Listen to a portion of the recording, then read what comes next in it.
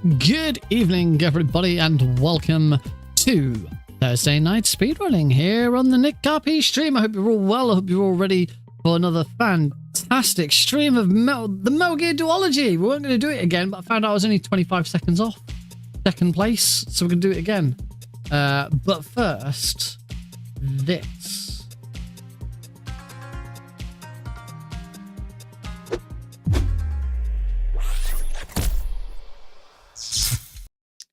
Whoa!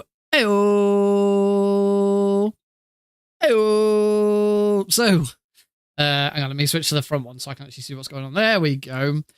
Hi, everybody. Wait, I'm looking at the wrong camera. Something I've been mentioning for a couple of streams now is that I have I'd completely lost the capability to use my phone as a webcam again.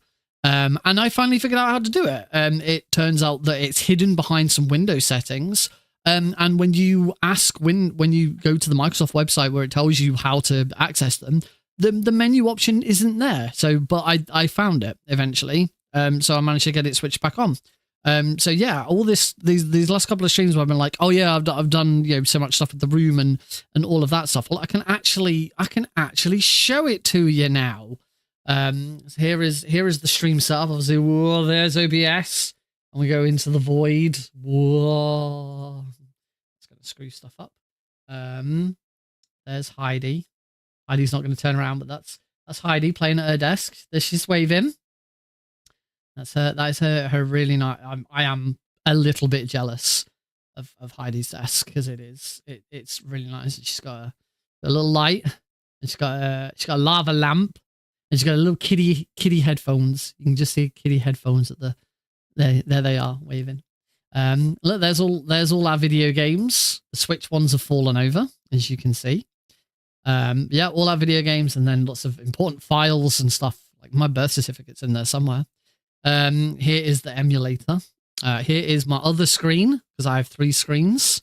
This one obviously showing this bit.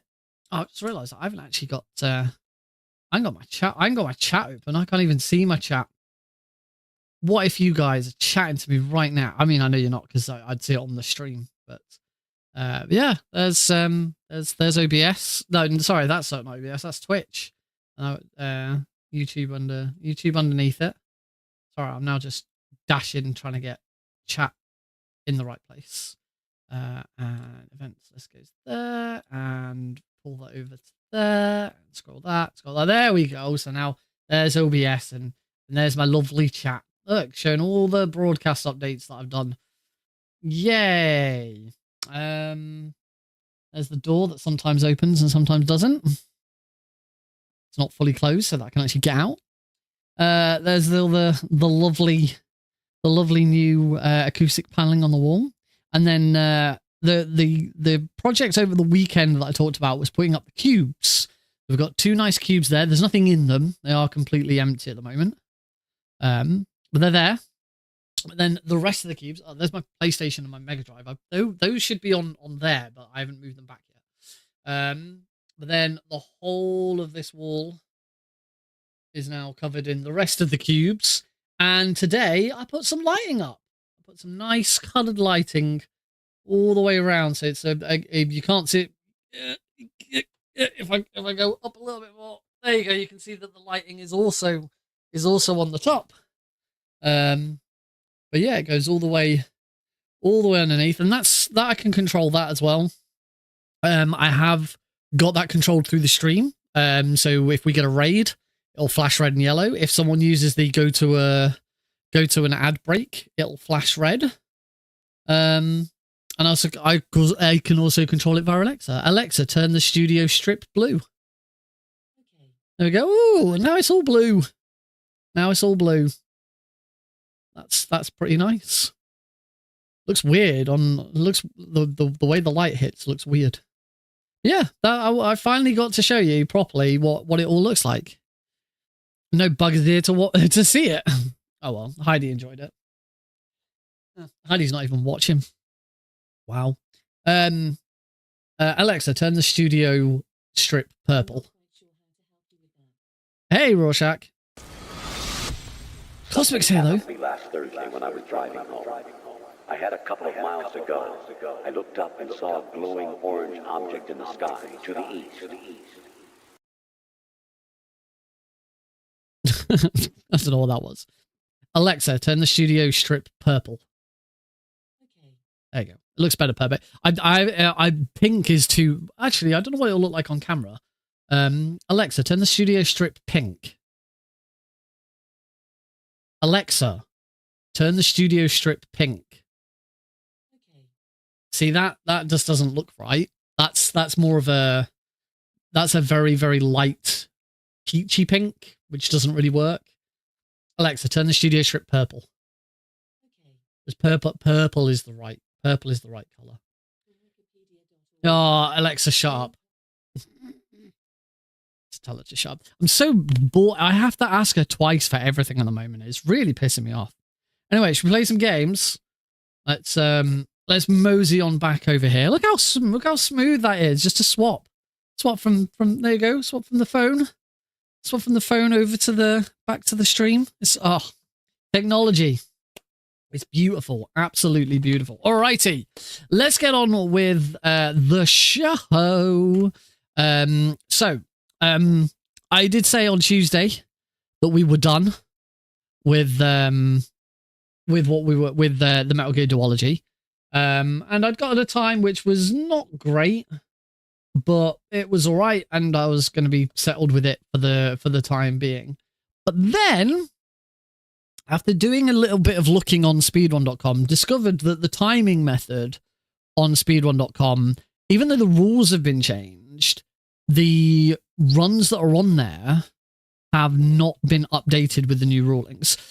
And it took a little bit of time for me to work out what the old ruling was, the old way of timing. Because it didn't seem, because I like the world record, which is held by House Test. House really handily in the description of the run put all of his timings. So he said how long each game took RTA, how long each game took to IGT, how long they took including the credits, without the credits, and the game swap time. And from there, I was able to work out. And then he also put his final times. He put his old ruling time and his new ruling time. And the times that are shown on the leaderboard are the old ruling times. They really should be the new ruling times, but they never got updated for some bizarre reason. I have asked on Discord and I haven't had a reply yet. I'm gonna have to ping the moderators. The problem is one of them's Plywood, and I know that Plywood never responds to pings because he has like 1,000 notifications on Discord that he's just never cleared through because he's a madman, absolute madman. I couldn't do it. I'll get the shakes just thinking about it. Yeah, once I'd looked through and actually added, because at first I added up House's times and I thought, House, you've got like added on an extra 2 minutes, but that wasn't it. The old ruling was that time started when you start Metal Gear. Time does not pause, and you don't remove any time for credits and game swap. That was all included, but time ends on the normal ending time of Metal Gear 2 when the game fades to black at the end of gameplay. So basically, it was Metal Gear 1 plus credits, Metal Gear 2 no credits, and however long it took you to change games. That was the old time ruling. And when I then actually did that for mine, I realized, I'm actually a heck of a lot closer than I thought. So I did a quick bit of retiming, because the problem with that with my run is that I use an emulator and I just use a save state to swap between Metal Gear and Metal Gear 2. And that didn't used to be allowed. That wasn't allowed in the old ruling. It is in the new ruling because game swap time doesn't count. But in the old ruling, you weren't allowed to do that. If you were going to play on emulator, you then had to, you had to scroll, get my controller, and we'll actually go over to the scene, I guess. Oink. So yeah, you then have to actually go to end game, hit end game, go back to the MGS3 menu and load up. Hey, Sympha, go back to here and then load up Metal Gear 2. But obviously I don't do that because with the new rulings where we'll just ignore that. Oh, hang on, I'm not actually on it. There we go. With the new rulings saying that the GameStop time doesn't count towards your final time, we can just use emulator save states, and it's so much easier. So once I actually went back, it's second place was done by Poozon about 3 years ago. So I did a very, very quick, just using YouTube times. Like, if you're going to do it properly, you should download the VOD, use frame advances in VLC to actually check the timings. But basically, I worked out that I'm only 25 seconds behind. If Poozon's run was updated to match the new rulings, and you can still be done, then I'm only 25 seconds behind second place. There's no way I'm getting world record, not without loads and loads of practice, and we ain't got time for that. But if I could shave 25 seconds today and come away with second place, I'd be pretty stoked with that. That'd be a really nice way to finish this duology series. So that's what we're going to attempt. If that is okay with everybody, I'm gonna have a quick sip of my drink before we get started. Got my SpongeBob cup, which you can't see because of the lighting.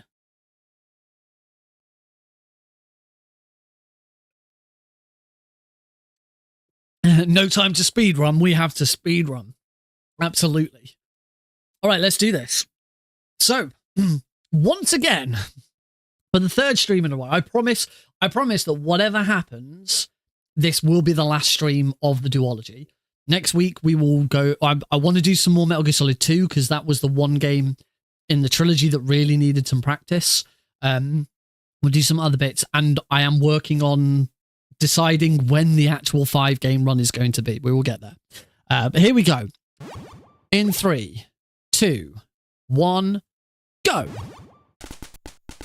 Bum, bum, bum, bum, bum, bum, bum, bum, bum, bum, bum, bum, bum, bum, bum. Here is Solid Snake from Metal Gear 1. I say it specifically like that because I've just unlocked that card in Metal Gear Acid.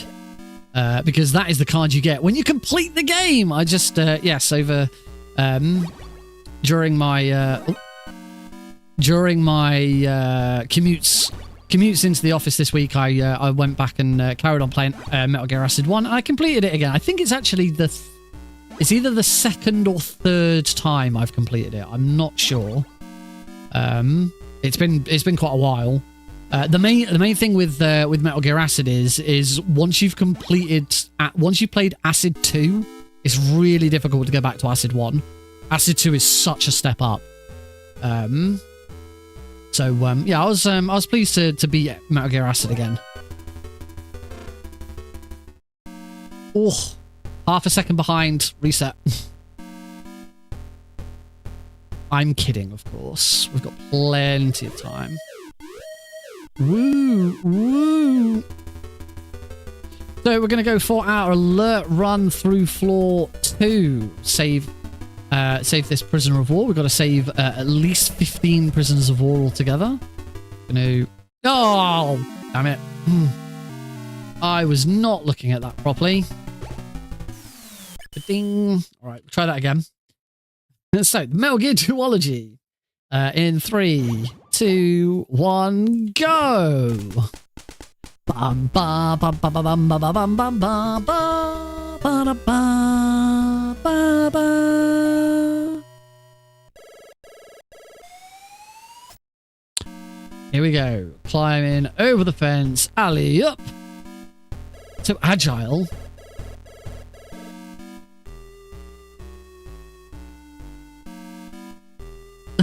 Yo.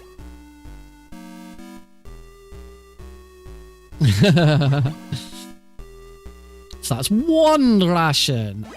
2 rations. 3 rations. 4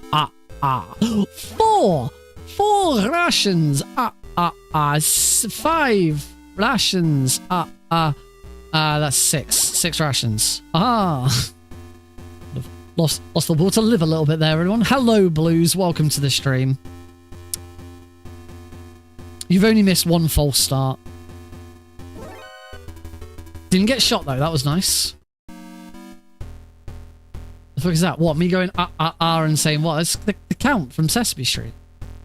My really bad impression of the Count from Sesame Street. Don't get shot. Yes, didn't get shot.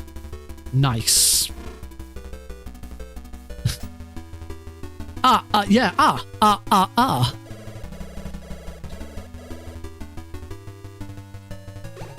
There we go, I got it right this time. Although I was supposed to then immediately scroll back to card 1. That was the whole point of doing that, and I didn't save any time with that because I didn't do that. Right, next prisoner of war has been rescued. Go, go, go, Snake, go. Pick up some plastic explosives. They're explosives made of plastic.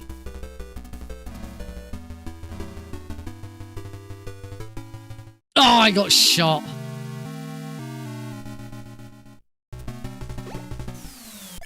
And go again. In 3, 2, 1, go. Bum ba bum ba ba bum ba ba bum ba bum ba ba ba ba ba ba. It sounds like I'm saying Russians instead of rations. 2 Russians.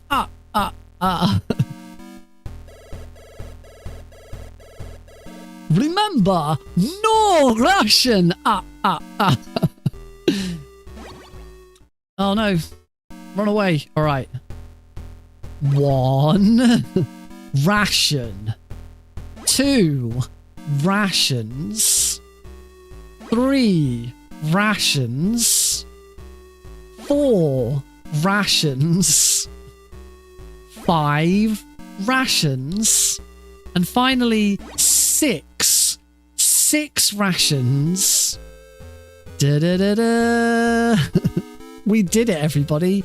We counted to 6.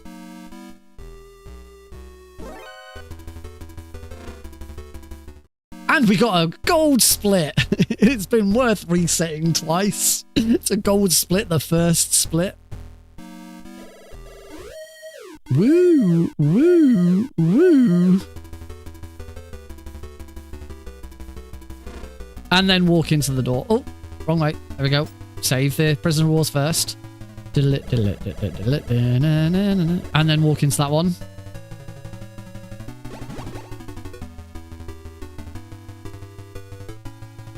Some of my movement there was not very good.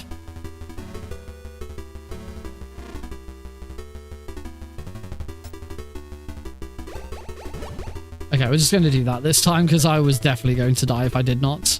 The shame having to use a ration that early is not ideal, but it's not a lot you can do about it.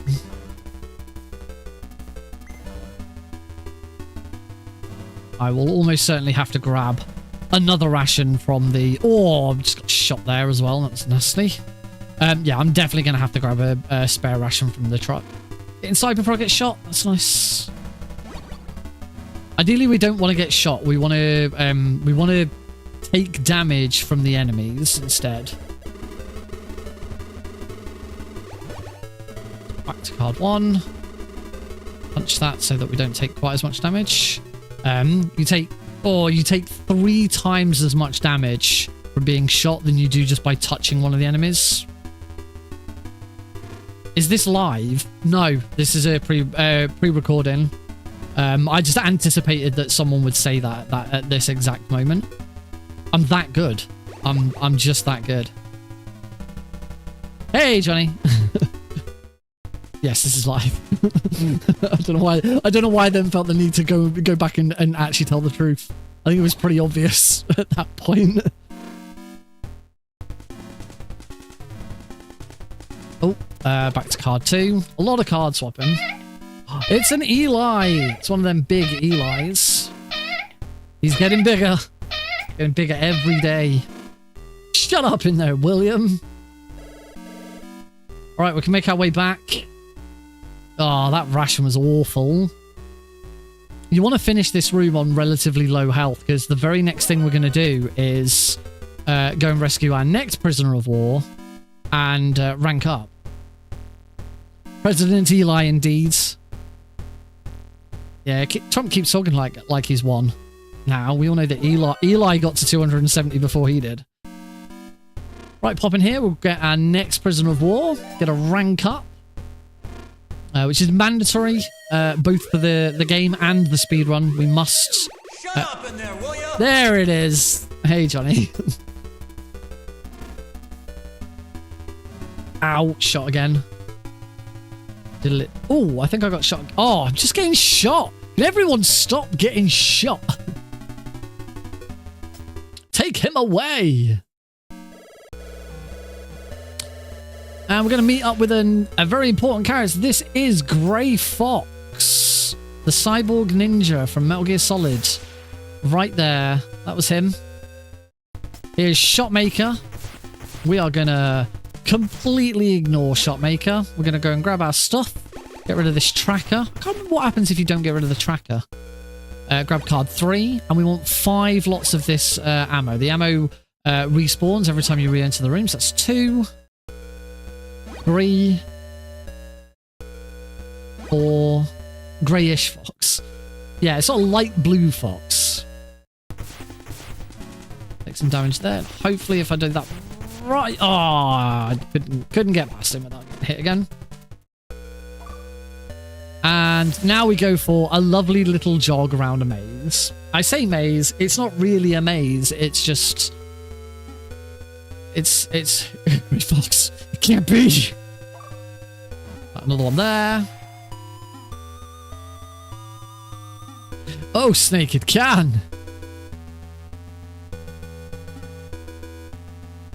And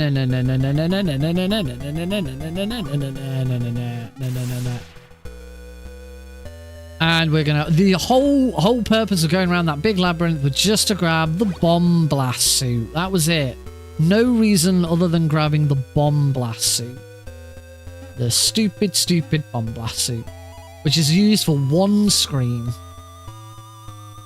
A single screen use item. It's great. It's the bomb blast suit. Ba na na na na na na na. Ba ba ba ba ba ba. Gonna plant another plastic explosives there. That dog's asleep.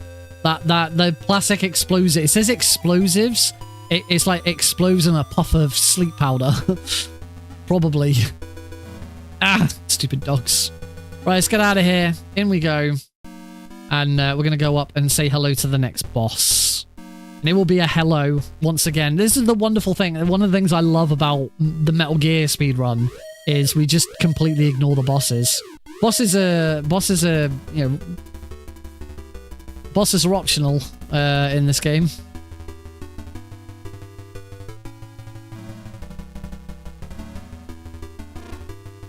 Oh, I took a chance there. Thing is, with this bit, it is, there we go, optimal to use a ration here as you're fighting machine gun kids, because we're gonna run up, grab this, just take a slight step up so I don't get hit by him. There we go. So yeah, I played that a little risky, but it paid off.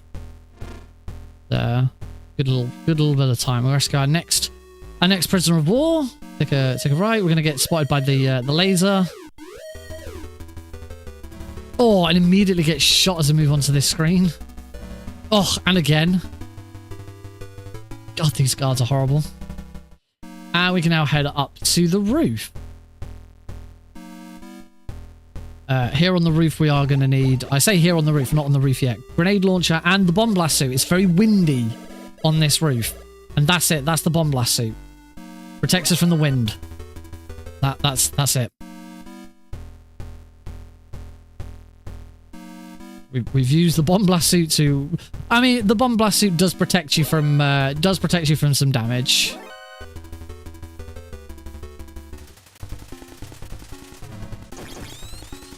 The Hind D is the first boss that we can't just skip. Thankfully, it is really easy. Just keep throwing grenades at it. And it's dead. swap to the parachute because we're gonna go for. We're gonna take a dive. Hi, dish. Baba. I just have to be a little bit careful here. There we go. There is a mine that I'm going to hit on the way back here because you can't miss that mine. That's fine. We now need to equip card 4 that I just picked up. We're going to run in here. We're going to get all our health back again because this is going to be our second rank up, which is lovely. And we are now done, finally, finished with building 1. We can make our way through the desert. There's going to be a truck on the next screen. I am going to run in and grab a single ration.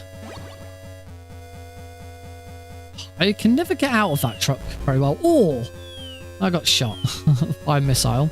Here's the tank. The tank's optional as well. We're just going to punch so that we take damage from that bit. Oh, I still want that. I want the enemy uniform. Yeah, just take a... we just punch to slow ourselves down slightly. That gets hit by its machine gun. And then whilst we've got iframes from the machine gun... oh, I've done it again. Wrong menu button. We can just run straight through it.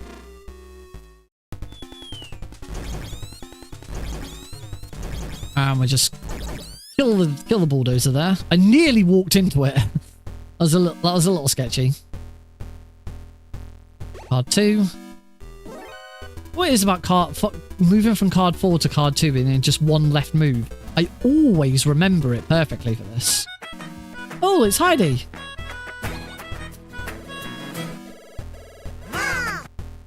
Welcome, Heidi. Do do do do do do do do. And in we go.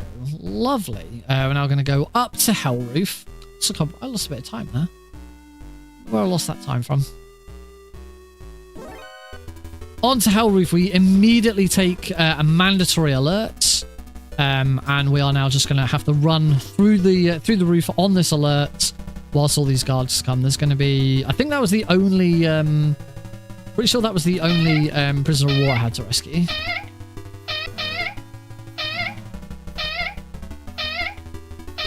But we are going to have to run into here, grab the next key card. This is card 5. There, will ya? I'm gonna assume that was aimed at Eli and not me. Into here. Nice. I didn't have the ration on there, so I saved a bit of time. So from there we go all the way down to the basement. Past the doggies.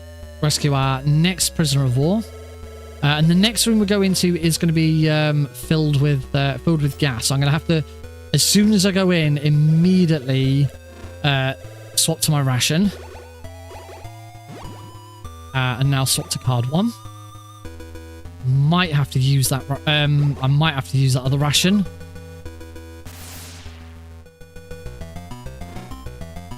Yeah, I'm gonna have to. That's a shame. It's handy to keep a ration free at that point, but alas, was not meant to be. So I've got plenty of health. It just means the rations are going to be in a different spot. Later on, all of the items are in a slightly different position from where they usually would be. Here's Fire Trooper. Thankfully, Fire Trooper is another boss that we can just completely ignore as we head up to... we're going to rank up to the final rank 4. So take it right here. Straight down. Ignore all these guards. We don't care about them. I've got plenty of health, so I can just go round. I can take some damage from the Brads here. That's fine. Card 5. Would have been better if I'd gone the right way there. In here. Save this dude. Run up here. And save our last prisoner of war, who is in here, behind card 3. And that is rank 4. Now, on the way out, call 120.48.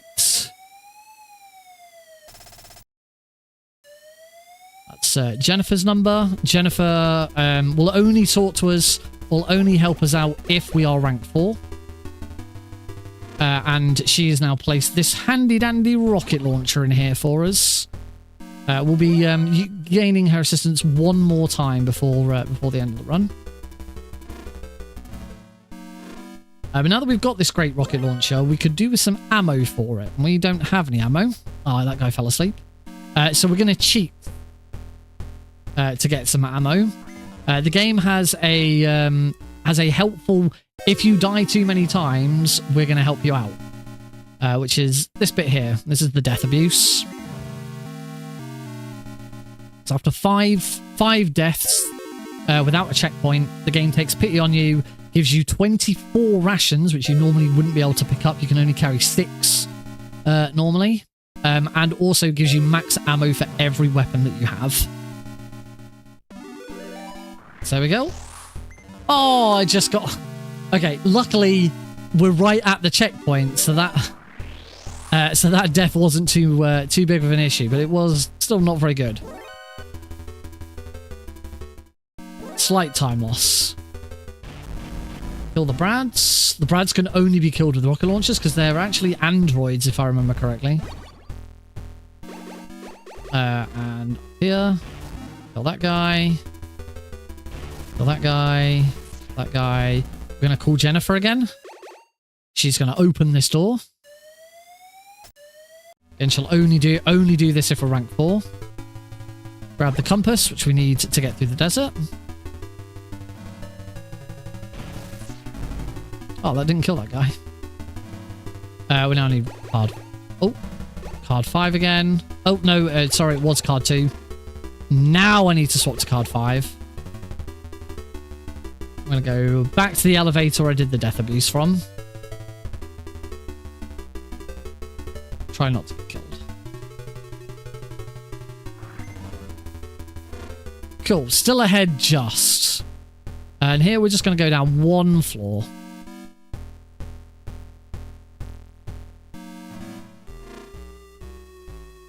And move on to the next section of building 2, which is the scuba skip. I could really do with stop walking into walls.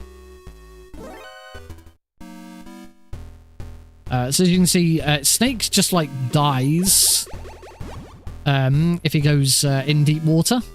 Luckily, we have exactly enough health at rank 4 on easy mode to make it all the way across. You will see just how close to death we get. Now card 7, and we're going to fight Dirty Duck. Dirty Duck is a very simple boss. We're just... Oh, if I get my timing right. Lose it. I'm losing all my time now. Make our way back into the water and back again. Again, we need a ration. Go for a big, long swim. And we make it back. This is also very important that you don't don't accidentally kill any of the prisoners of war. Prisoners of war. During the fight with Dirty Duck, because if you do, you rank down, and you then can't make it back across the scuba skip. Take an alert here. It's card 7.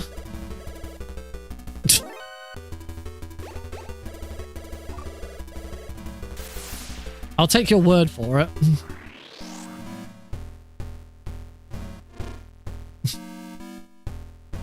It's not a great name. Those kids were mean. On the way down here, we're going to use a ration and card 8. My menuing is just appalling. Still not a big fan of the DualSense controller for these. I used to prefer playing these on my Xbox. I had an unofficial Xbox One controller, and I liked the D-pad for that. The D-pad for this for the DualSense is a little more sensitive, I find. It's going to run over here. I'm going to plant some C4, some plastic explosive here. I'm going to very quickly change to my rations. And make it through this room. And now we've just got this electrified fence. We now want to switch rations for the last time, and we can fight Metal Gear. So right, left. There is an order that you have to place the C4 in. It's always the same order.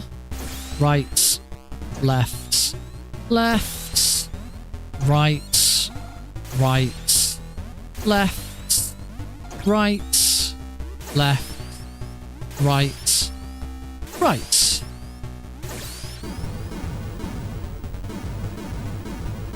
So that's the TX-55 destroyed. And now we're going to fight Big Boss. 1, 2, 3, 4.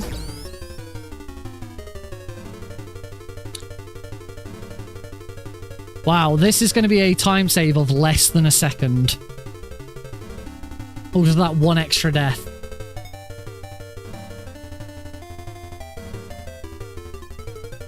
I did indeed punish him. You could say he is a punished snake. A time save of 0.7 seconds coming out of Metal Gear 1. Yeah. Good God. 0.7. Is it worth resetting?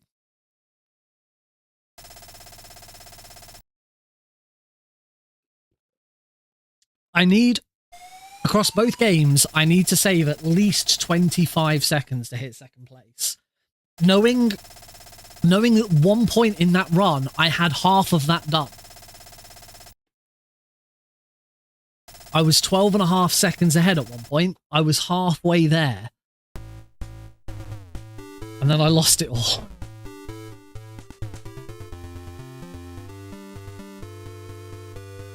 Do do do do do do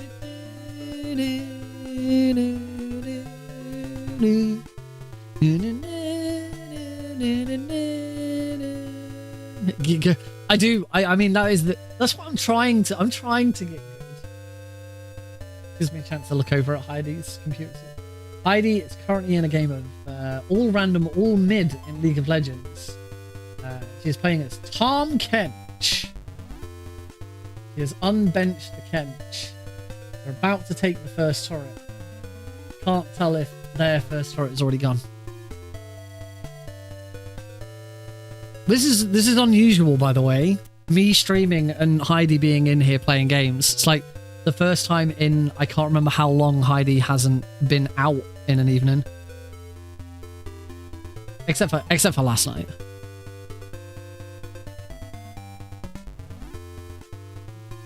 This is the commentary you come for. Learning about mine and Heidi's social lives, or rather a lack of it.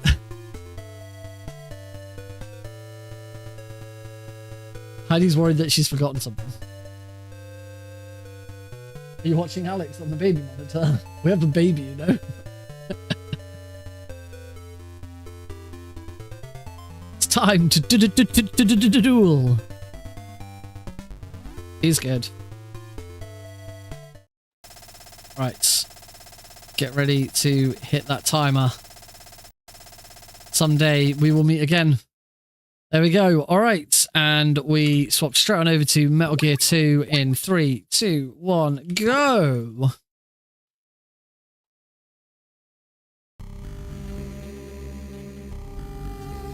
Cool. I got a nice speedy. I finished the game swap at exactly 23 minutes. So I'm now 4.5 seconds ahead, but remember the game swap doesn't count towards the final time. So we're going to run into here, grab this ration. That's going to A, save some time later, or B, act as a safety ration for later. I'm going to punch this guard. Howdy, OG. We're going to run up. We're going to punch that. Distract that guard. Get over to him before he turns.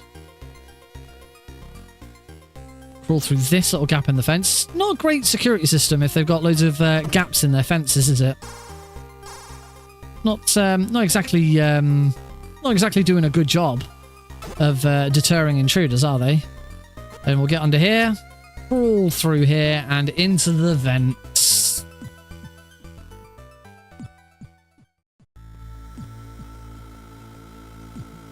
Do I know what a kid said to you? No, you know that I don't know what a kid said to you at work because you haven't told me whatever this story is going to be. What? Oh yeah, I saw that. What was the suggestion? What was the game you then ended up playing? Also, how could you? Hi, kid. You can do what you want.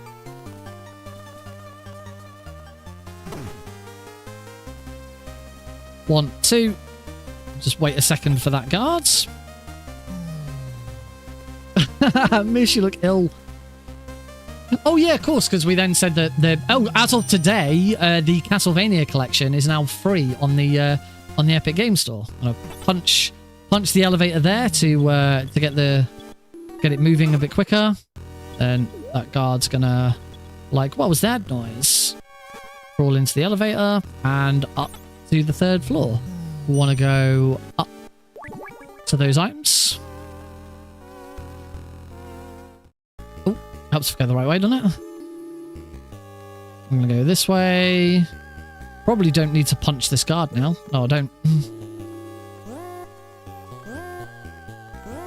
And we go and face the first boss, Black Ninja. We should have... Black Ninja should be manipulated to go to the ideal spaces here.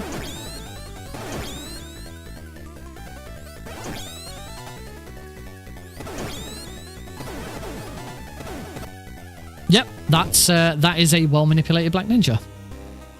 So that happened because I didn't get any alerts on the way here, and I think it's 3 guards. It's either I think it's 3 guards. 3 guards to go. What was that? So yeah, that was pretty good. We can ignore him. Run straight up here, and that is a nice chunky time save. That is what we need. So I'm gonna go down. Most of the major time save was always going to come from Metal Gear 2. I made a few mistakes in the stream the other day. One, that's that guy. I'm going to shoot to distract that guy. Shoot that guy. And deliberately take that alert.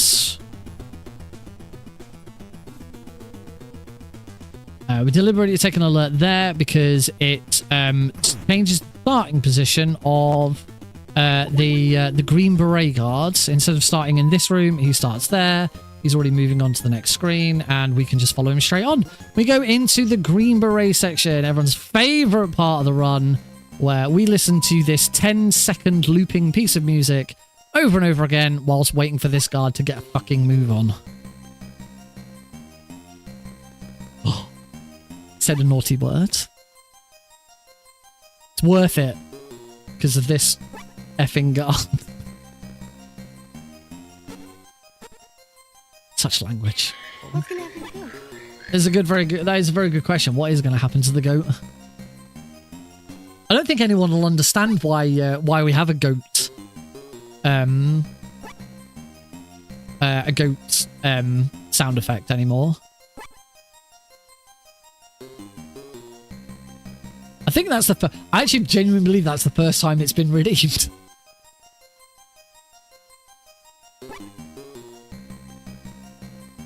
It was the secret Metal Gear Survive mission.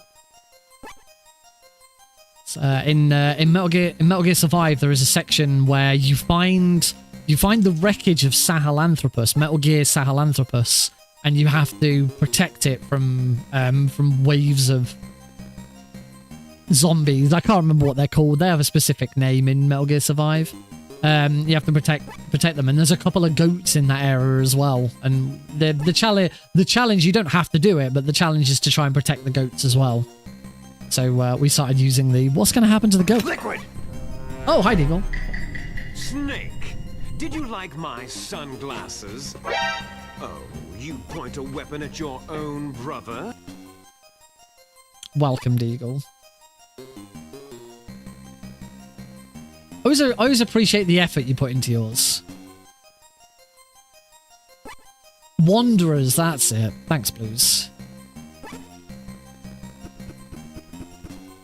Everyone else normally just sends me a YouTube link and said, yeah, I'll just have 10 seconds out of this.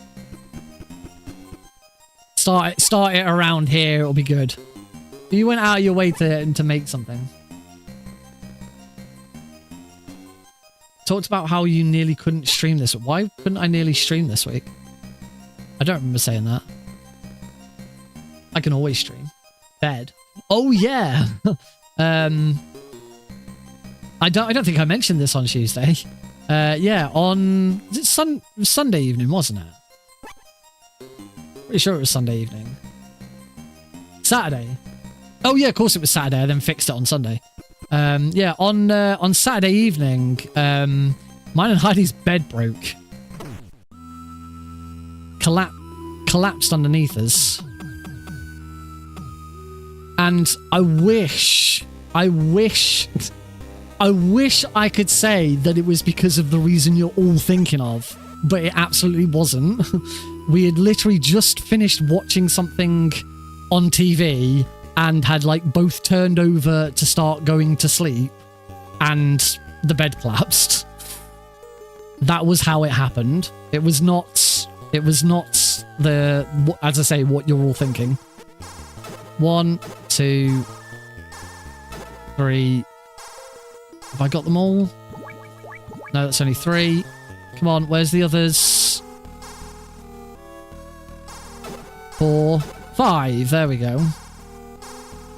Let's go and I need to concentrate and see if I can get through here and save some time. I lost a little bit of time there. Oh, I fucking hate this swamp. I just can't get through. Wow. Oh, that was better.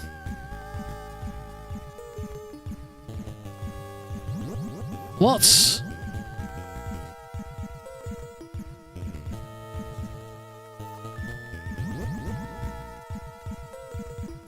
I think that was better. We'll find out in a minute. I didn't realize I was 30 seconds ahead. A message from SGT Deagle. Meow. Meow. bit of a different energy in those two meows, isn't there? Meow. Meow. Wait, so quick, someone redeem Eli. Alright, Running Man. I do believe 1, 2, 3, 4. I do believe Running Man is the most useless boss in the entire history of Metal Gear.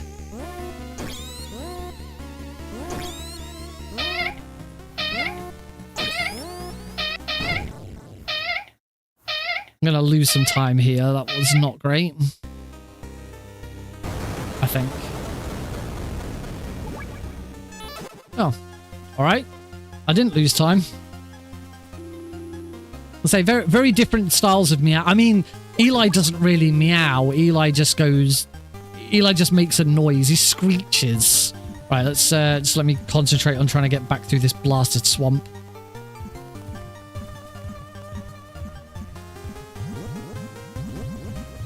Oh, and then you get up and walk too far.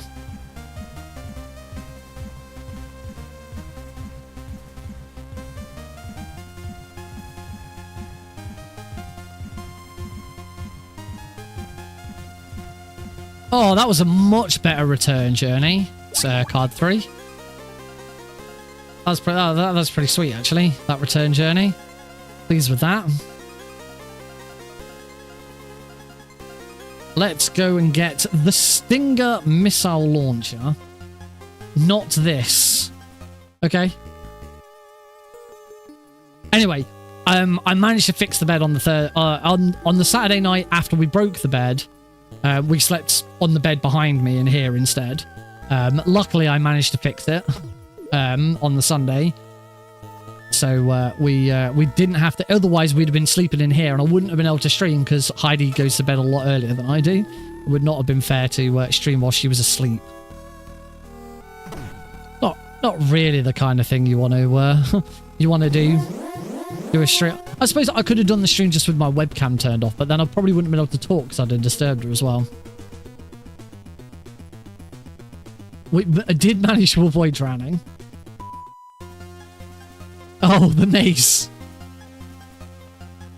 It still surprises me that there is no method in-game of learning how that maze works. There we go. Just crawl over there. I am going to be taking some damage from the hind D. So I just want to play it safe and not take too much damage there. So we're also going to get hit by this guy. Probably didn't. I didn't need all 3 mines there. Two would have been fine. There's a bit of time save here if I can shoot this hind D down a bit better. So it's going to take off. I'm going to grab the Stinger. And we use the radar to shoot it. That's 1. That's 2. Oh, I missed the 3rd. So I probably didn't save any time there. No, I didn't. Yeah, we did it. Yeah, we did it. I should have gone up to the handgun there. Moving on, we're going to go onto this screen, immediately punch. Shoot that guy. Can go in here, grab cardboard box. Shoot that guy. And equip the cardboard box. Talk to Campbell. That starts the conveyor going. And we can get inside.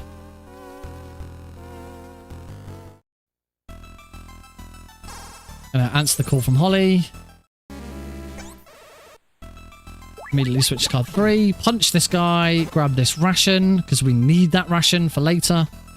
And move on. That was a quite swift bit of stuff there. We need to move up here so we don't get. We're not hitting the panels there.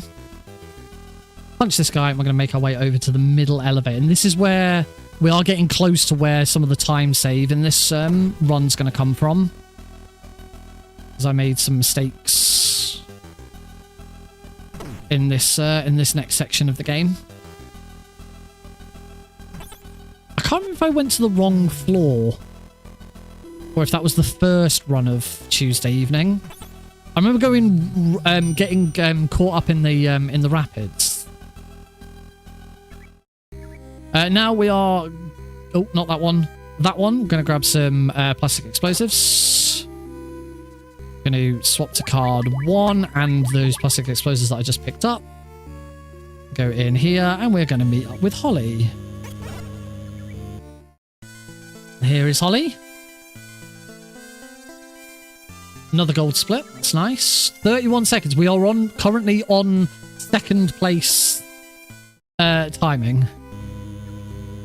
Now we need to go and grab some grenades. So we're going to get into the water here.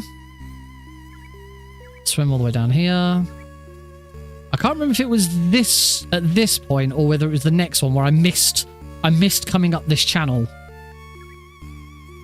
And I'll need card 4 and the gun. Ooh, the pistol. We'll find out. I can't remember. It doesn't really matter. Head up 1 floor. We just want 1 floor so that we can go and grab the grenades. We're gonna punch the elevator door on the way before we leave. Punch here. Shoot that guy so he's out of the way. Run into here. Grab these grenades. We need card 2 again. And you'll see that the elevator is now here waiting for us. And head back down.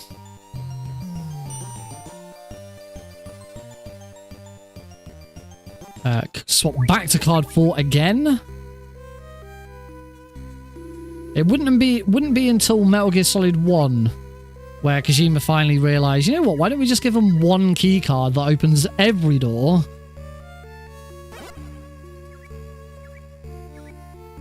And then in Metal Gear Solid 2, you didn't even have to equip the key card.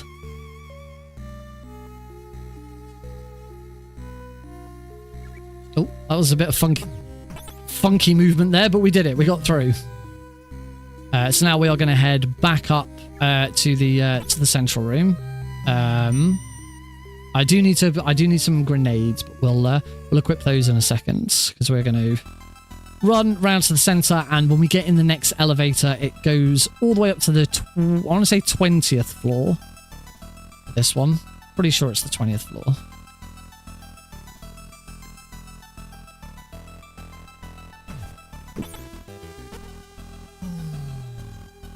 In we go.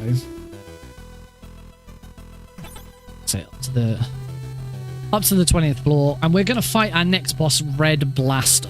There's no boss skips in Metal Gear 2, not like Metal Gear 1 where we skip half of them. I think it's half of them.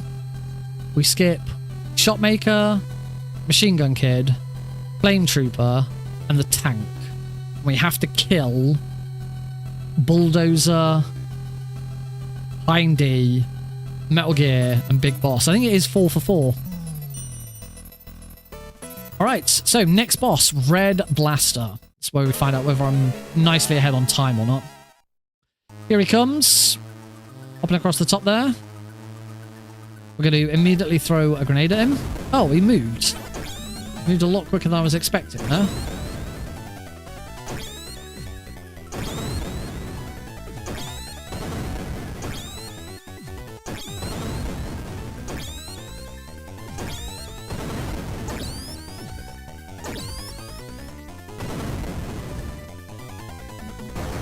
And then he didn't stick around for the last one.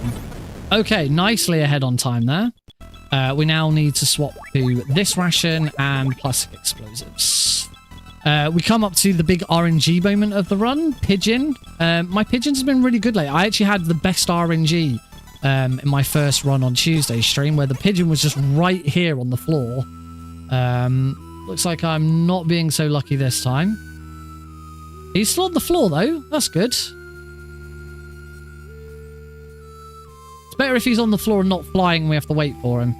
So just before we leave, we're going to call 140.51. That is Dr. Marv. We can't understand anything he's saying because he's speaking Russian. We're going to call Dr. Madnard, say we can't understand anything he's saying because he's speaking Russian. And he's going to tell us to meet up with Gustava, who speaks English but also speaks Russian. So we'll be able to understand what they're saying. Makes sense, doesn't it? We're going to need card 4 here, and we're also going to need the gun. Actually, doesn't matter which weapon it is, as long as it's not C4. Can't punch elevator doors if you've got C4 equipped. Back in the elevator we go, and we're going to head down. So 1 minute and 11 seconds ahead right now. That's good. That's really good. That is what I like to see. Let's hope we can hold on to it. Maybe even make it a bit better. Oh. Out of code.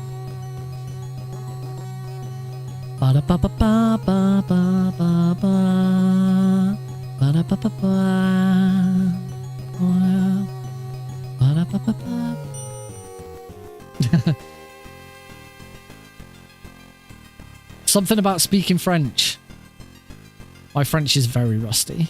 French was the only other language I ever tried to learn. I did a little bit of Spanish at just before GCSE, but did not get on very well with it. But I did French at GCSE, but I've forgotten most of it now.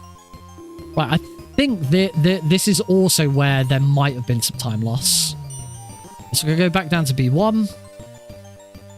So we're heading back over to Building 1. That's where Gustava is. Go down so I don't get hit by those mines.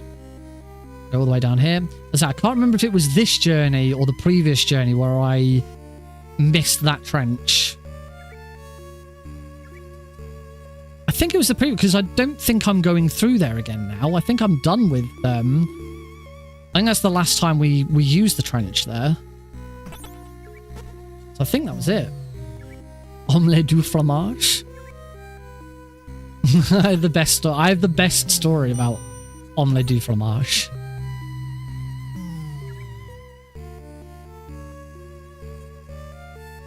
So we come up to here. We now need to swap elevators. We're going to go up to floor 4.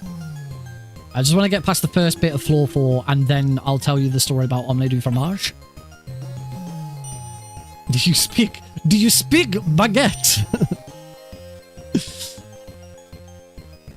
Right, so we're just going to get past this guard, because this guard's tricky. Punch. And we're good. So yeah, omelette du fromage is obviously a reference to a famous Dexter's Laboratory episode where Dexter had to do his French home.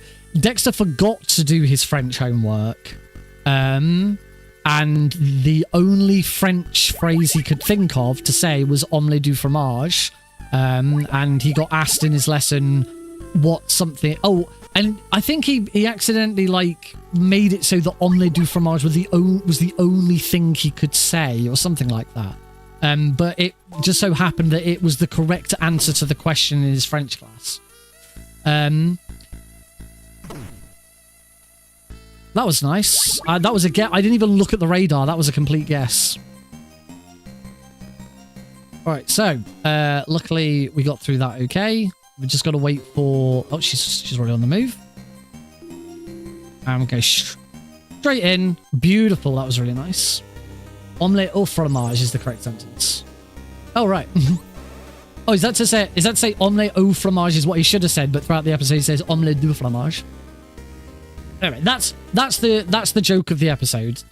Dexter forgets to do his French homework. An experiment goes wrong where he can only say the French phrase omelette du fromage, and it just happens to be the correct answer, and everyone loves his French accent. I can't actually remember how that episode ends. Anyway, I once went to France. My family used to go to France on holiday all the time. It used to be our main holiday destination because it was relatively easy and cheap to get to. It was,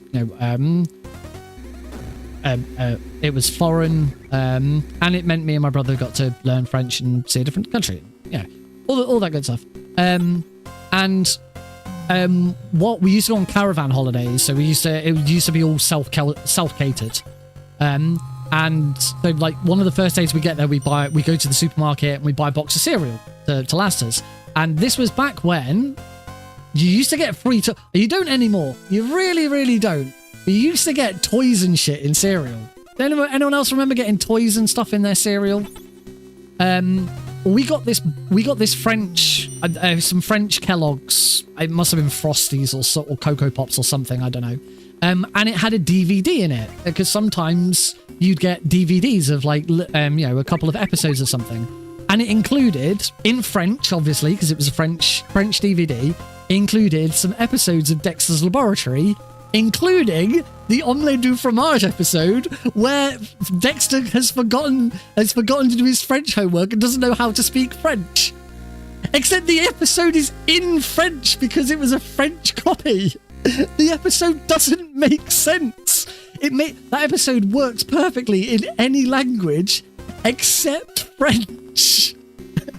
And I had the episode in French. It didn't make any sense. It was so dumb. You think, oh well, if maybe did they not change it so like he's forgotten to do his Spanish homework or something? Nope. It is still suggested that he has forgotten his French homework and he needs to speak in French and he can't. It must have been so confusing for the actual French kids who watched it. Yeah, it would make more sense if he'd forgotten how he was supposed to do his English homework and he needed to say. The only problem is then is is the whole sort of hook by the end of it is that all the girls really like him because he's got this sexy French voice. Omelette du fromage. You can't really say cheese omelette in a sexy French accent. Cheese omelette. It doesn't really work. Spanish probably would have been fine. Dexter's Laboratory was a classic. English anime dubs in Japanese words. Yeah, that happens. Hey, look, it's Grey Fox. Remember that slightly blue guy we met in Metal Gear 1? Well, there he is again. We want card 6 now. And we are going, but we have still got one more bit of the sewer. Oh no, we don't have one more bit of the sewers to do because we're gonna not go through the sewers. I'm gonna get the right card. That's how I pulled you. What, you pulled me by saying omelette du fromage in a sexy voice?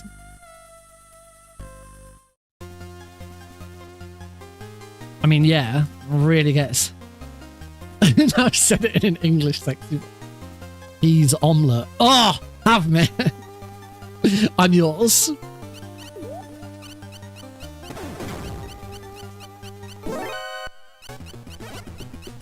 Here we now want this ration because I'm gonna take a lot of damage from mines here.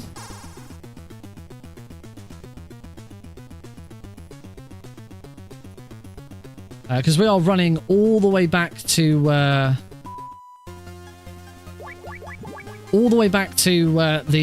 hangar, the hangar area. Just wait for that guard to turn. Punch Green Beret one more time.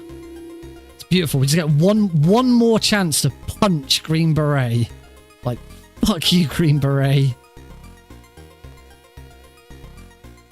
Oh, cup of tea. Cup of tea. Yeah, cup of tea. I've started drinking a lot more tea lately.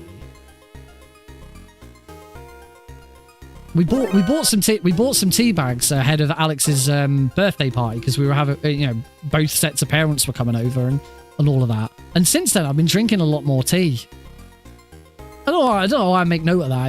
It's not particularly interesting. I'm British. You expect me to drink tea, but I actually don't usually drink tea a lot. Will we beat the guards? No, you never beat that guards. Punch. Also, I lost a couple of seconds. Heidi doesn't drink tea. Oh no, going up, up, up.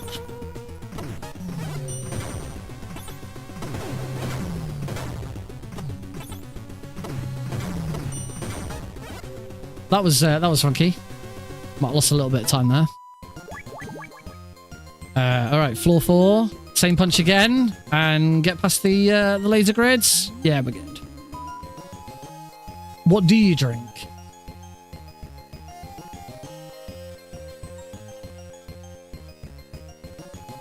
Disappointing. Very disappointed in you.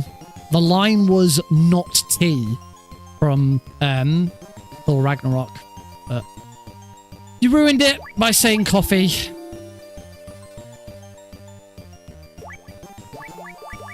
Oh, that's card 5. Divorce. You drink divorce? That's a weird drink. Never heard that one.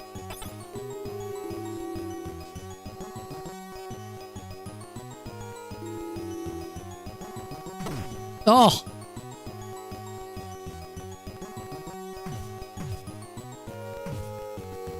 Oh, I got spotted by that guy. That happens a lot.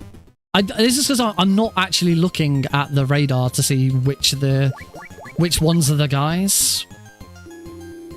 Right, come in here, open the door again, grab the rations, and now equip the key, and wait for the key to change to a key. It's just like Metal Gear Solid 1. It's a shape memory alloy. The brooch turns into a key when it is frozen. It turns into a different key when it's heated, but we don't see that one. And down we go down into the other sewer. The lower sewer. This is lower than the other sewer. The other sewer is on B2. This one's B3.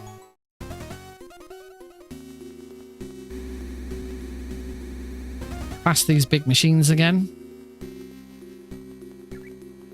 Wait for that one. We do now want card 5. One thing I still haven't really gotten into my head as well as Metal Gear 1 is moving around the inventory.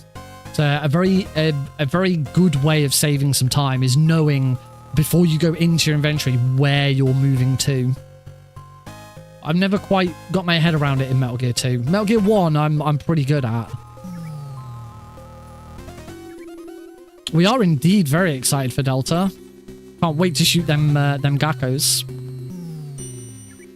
Shoot them all. First try. We now want card 6.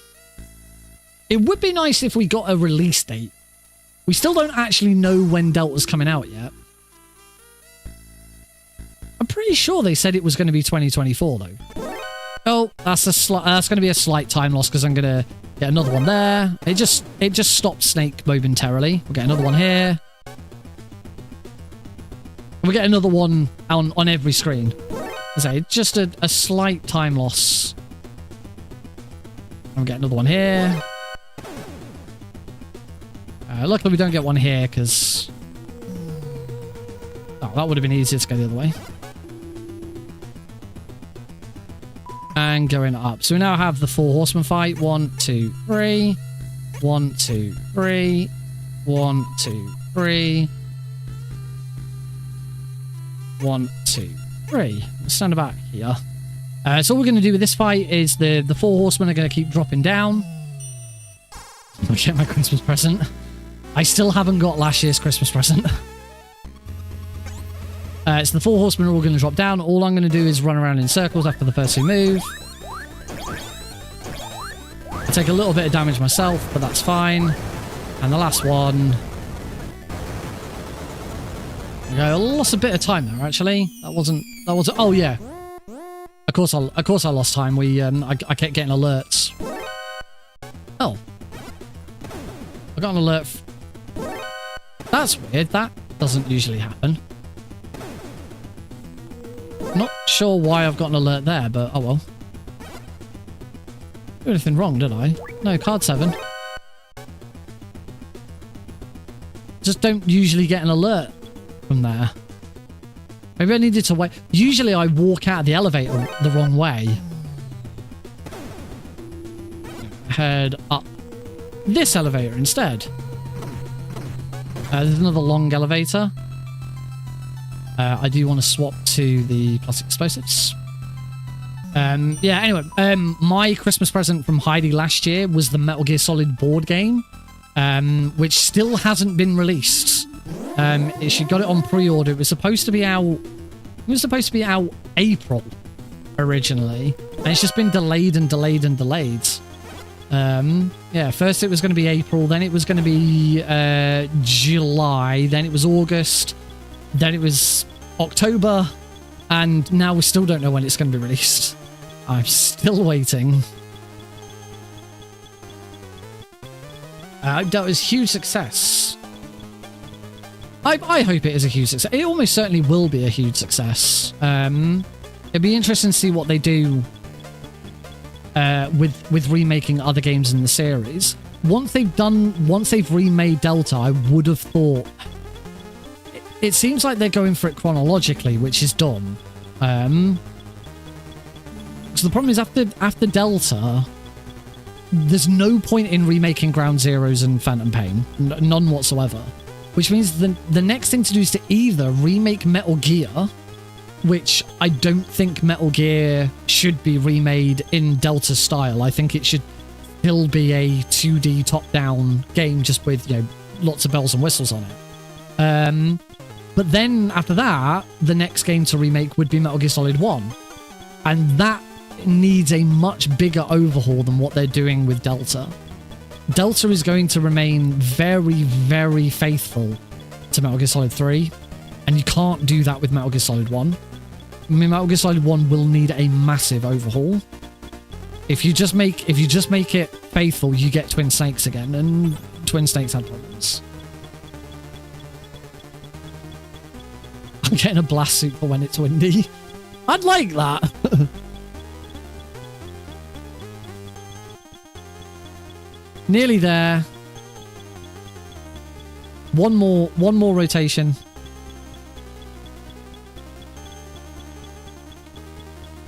Can ignore that that ammo. We don't need that ammo. And here we go. Is grenades I want next. That's fine. Immediately run to the right because I've gotten this room correct now. Punch. Go through that one. Straight up here.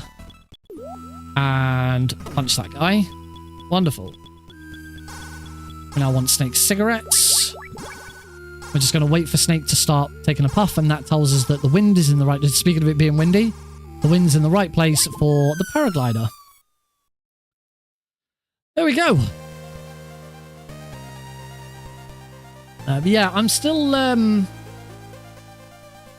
I'm still really looking forward to receiving the Metal Gear Solid board. I want to stream it when I get the Metal Gear Solid board game, because you can play it one player.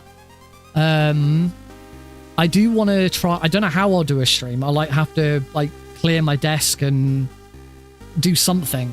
Or I've got my phone. I can use my phone as a webcam now. Maybe do it that way. I'd really like to do some sort of stream with the Metal Gear Solid board game. Just whenever the heck it comes out. I'm just kind of hoping that it does come out before this Christmas.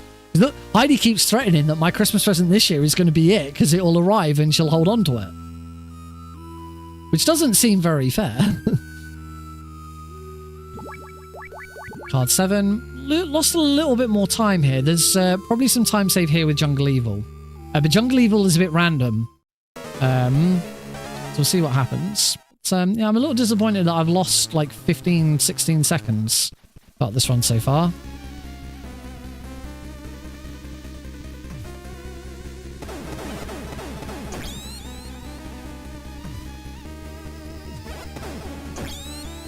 I want to try and limit how much damage I take from him.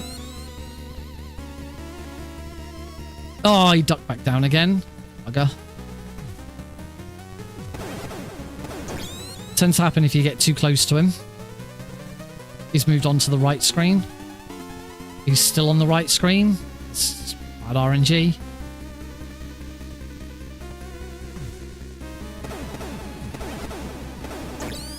One more. He's on the next screen. I'll probably move back down to here. This is... Oh, what is this RNG? Look at how much time I lost to that.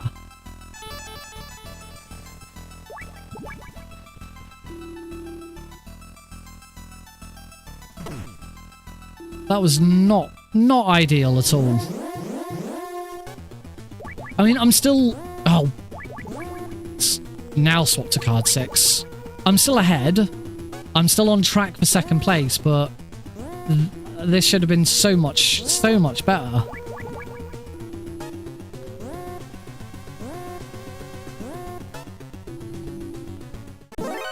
Whoops. Oh. Anyway, moving on. Snake's going to strut his stuff. Card 7.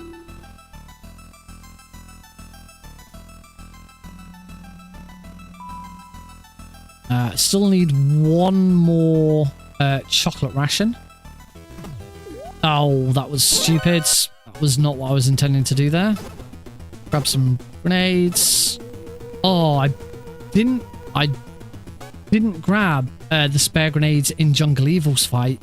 I can grab them on the when we go back to card 9. Must remember to pick those up. 40 days until Christmas. Oh, you got the MGS4 Risk. I remember when that came out. I wish I'd picked up a copy of it, but did not, sadly. But yeah, you play as the different PMCs. Looked like a really cool idea. We do want the egg out now.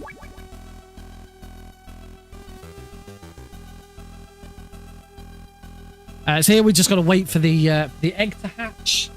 As the egg hatches, it becomes an owl. The owl hoots, and the hoot suggests to the guard that his shift has ended. He's going to be late, so he leaves. And when he leaves, he turns off the laser fence. Because Kojima logic. the best kind of logic. Gotta love me some Kojima logic.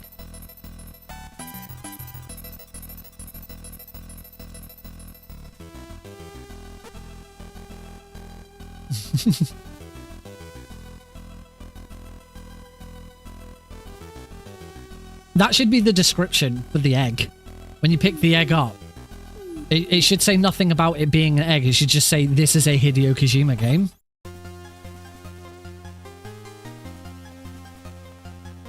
Now on card 8. We also have this lovely section where we have to keep swapping between card 8 and card 1. Luckily, they're not too far away from each other, but... So yeah, I had a death here where I accidentally walked into the bulldozer. I think that was my first... I've already changed cards. Come on, Nick. I think that was my first run of Tuesday, not that one. And now we swap back to card 8 again.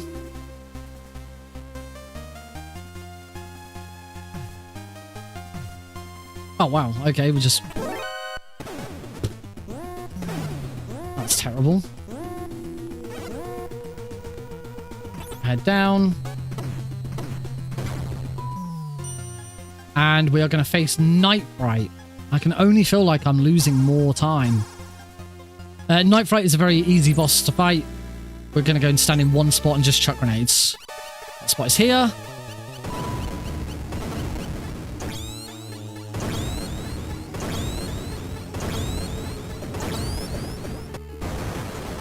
There we go, and that's Night Fright. Yep, I lost more time.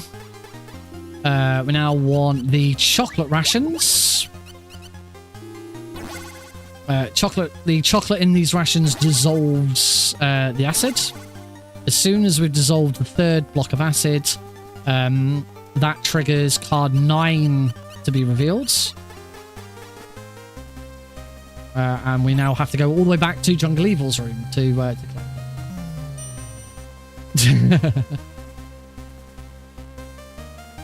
Well, you're saying this game was made by Hideo Kojima?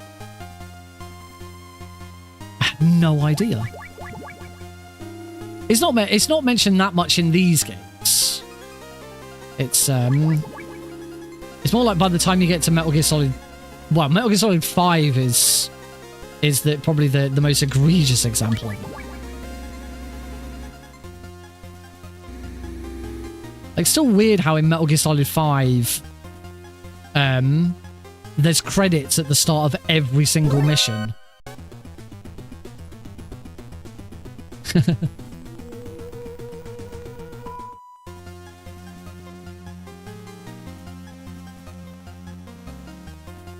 Punch.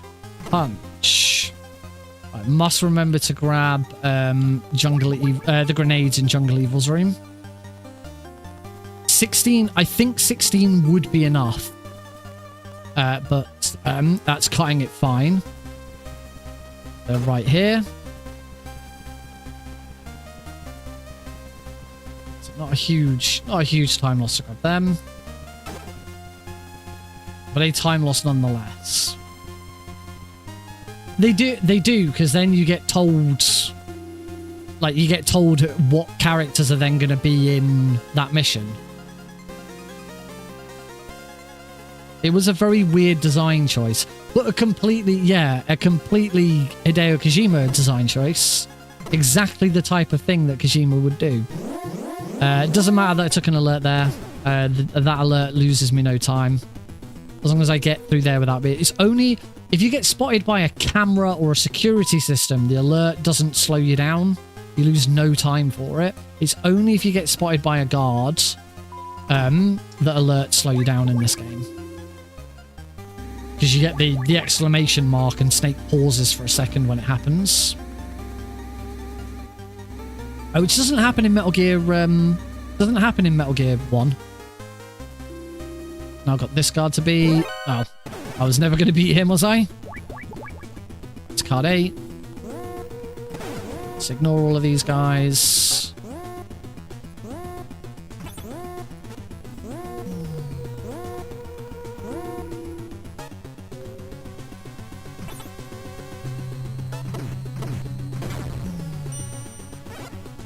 Now we need to swap to mines and card 9. Card 9 now gets us to this door, and we're going to meet up with Dr. Madnar and unfortunately deceased Dr. Marv. Here they are.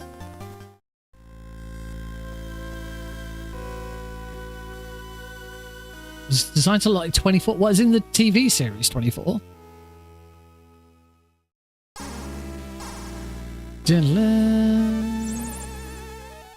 Polly tells us that Madnar is mad. Kind of in his name, innit? I'll run over to here. 1, 2, 3, 4. Turn around. He's gonna die. Oh my god. And my menuing once again is appalling. Put the ration. This ration's got cheese in it, so it attracts these killer mice or killer rats or whatever they are.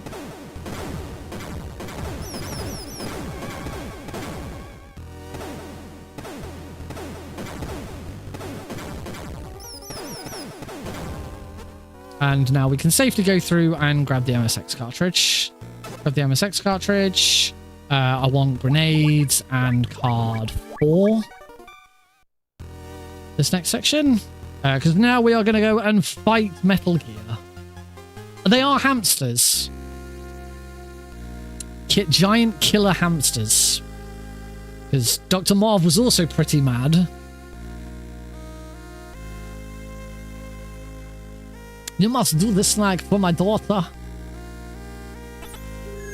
I don't know what nationality Madnar is. Is he Russian as well? I mean, he's made to look like Albert Einstein, so German? Austrian? I don't know. Right, let's go fight Metal Gear. Flashing light warning. There is a lot of flashing white lights. Every time I hit it, there'll be a flashing white light, and when it dies, there's a lot of flashing white light. So if you do suffer from white lights, then don't look away.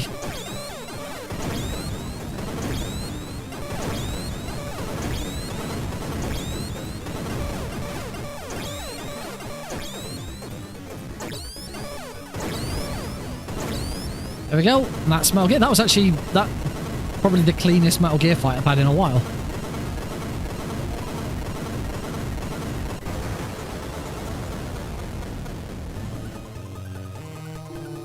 Now I need to get rid of all these burning items in my inventory.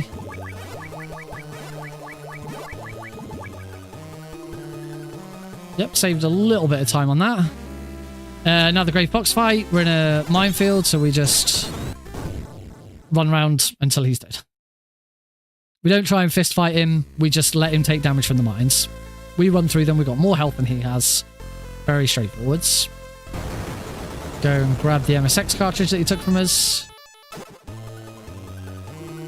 Wow, bang on. And now we get to fight... he is Russian. Two Russians. Now, before we fight Big Boss, we've got a bit of a puzzle to do. We've got to get through all of these different rooms, grab all of the equipment in them. Ow. Get shot by Big Boss. Leave me alone, Dad. As a dad myself, I can tell you that is not a very dad-like thing to do. Grab the next key cards. We want to equip said key cards. Gets us into this room. Get card 3, which is under this desk. Now want the ration. That ration dissolves this acid. We now want card 3. That gets us into this room to grab card 4. Card 4 gets us into this next room. We just need to make sure that we don't touch the acids. Card 4 also gets us into this room. Again, don't touch the acid. Grab card 5. And then finally card 5 will get us into the very first room, the one with the acid in front of it. That's going to get us the this, the aerosol can, and we make our makeshift flamethrower, which we use to kill Dad. And make sure I do not touch that acid. That's it. Further over to the right. That'll do. It's not a bad location to finish at.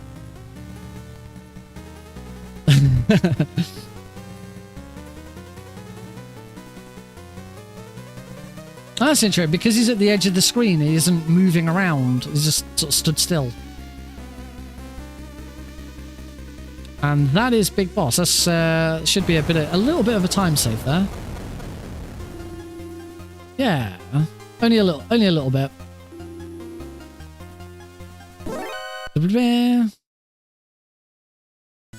The closer you can be to that door at the end of the fight, the better. But sometimes Big Boss's movements are random. You do not get to choose where he goes. You can't really...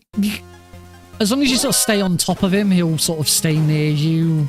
If you start running away, then that's when you're making a cock up of it. Now all we've got to do is escape. And this is a really good example of why we crawl into every elevator, because now that Snake's movement speed is sped up, he absolutely does a proper bomb through that elevator. The escape here pretty straightforward. Just ignore the guards until the end, and we've got a few guards to take care of. Whilst we wait for the helicopter. Let's just kill all of these. 4, 5, 6, 7, 8, 9. These are the last 2. Oh, no, they're not. There we go. Maybe it's more than I thought. You just want to try and be stood as close to the position Snake is in at the end. And we should get an idea of, as soon as the screen fades to black and we get our next split, we should have an idea of how much time I will have saved altogether.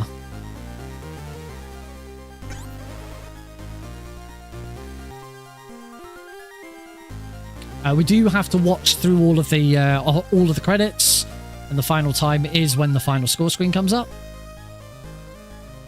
There we go, 43.6 seconds saved. That is second place on the speedrun.com leaderboard. Wahoo! As long as it's not over yet, though.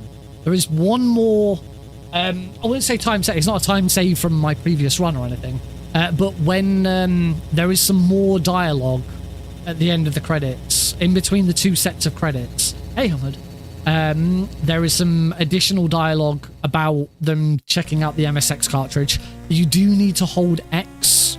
Right, it normally doesn't matter if you're just running this game normally, and Metal Gear 2 on its own, time has already happened. Time is when the screen fades to black. It's only during a duology run you have to see the credits as well. And yeah, in between the 2 sets, you've got the actual staff credits, and then there's some character credits, and in between there's a little sort of that's random blues. And has some sort of announcement just happened that's made you blurt that out? Yeah, in between there's like a little ending credits or mid-credit sequence where they put the MSX cartridge into an MSX and discover it's Kiyomar's thing. You do need to hold X to have that dialogue skip quicker. You can't skip the dialogue, but it appears... You don't know it, really. Is it... Okay, if this is something new...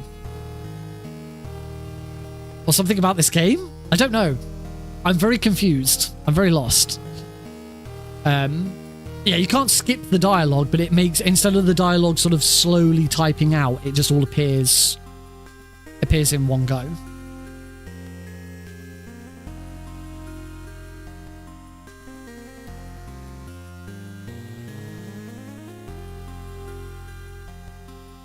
presented by Konami in 1990.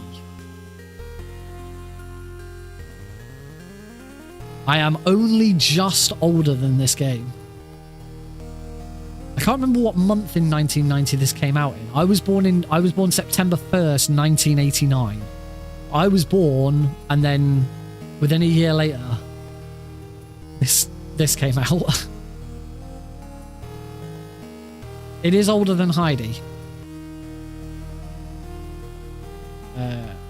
If I recall correctly, Snake's Revenge is not older than me either.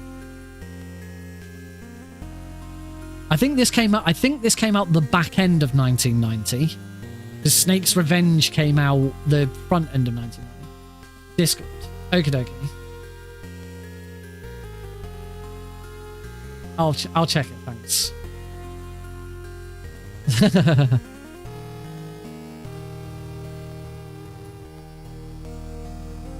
I will check the Discords at the end of this run, obviously.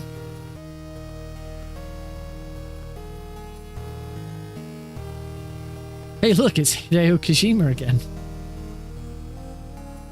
Presented by Konami again in 2006, because we get the credits for the original release in 1990, and then some extra credits for the game's re-release as part of Metal Gear Solid 3 Subsistence. This is the bit where you do need to hold X. I discovered the hard way that you do need to hold X in this, because I lost a bunch of time in a run because I forgot about this. Nothing's happening. This is Dr. Marv's cartridge because it says VRAM 01K and it's Kyo Marv backwards.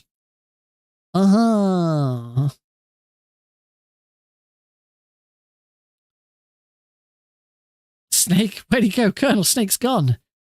Snake, where's he off to now? Snake, you promised to take me out to dinner. No, not dinner plans. Oh, Snake, you little rascal. Roy Campbell. Holly White.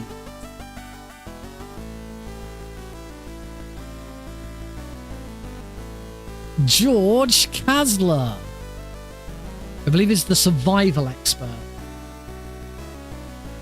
Drago Petrovic Madnar.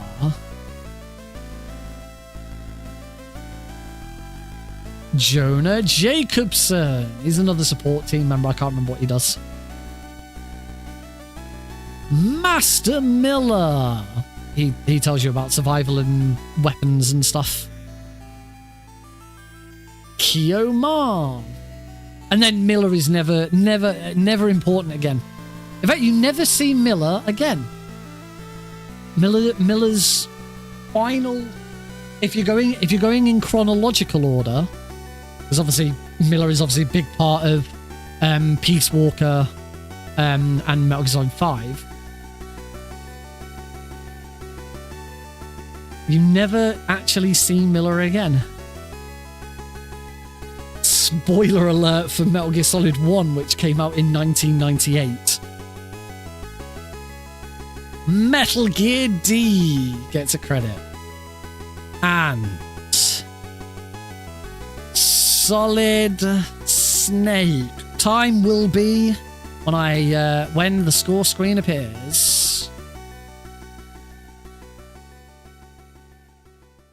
There we go. 1:22:40. We dropped 7 seconds for the game swap, and that gives us a final time of 1 hour, 22 minutes, and 33 seconds. Well, hey, Eli. That is second place on the leaderboards. I worked it out because the leaderboards, even though the rules changed, the leaderboards still have the old timing methods shown. So if you go to the leaderboards, you'll see that you would think, oh, Nick, you're third place. That's because it still uses the old timing method, which is Metal Gear 1, Metal Gear 1's credits, the game swap time, and then Metal Gear 2 without the credits. But the rules have changed and they never changed it.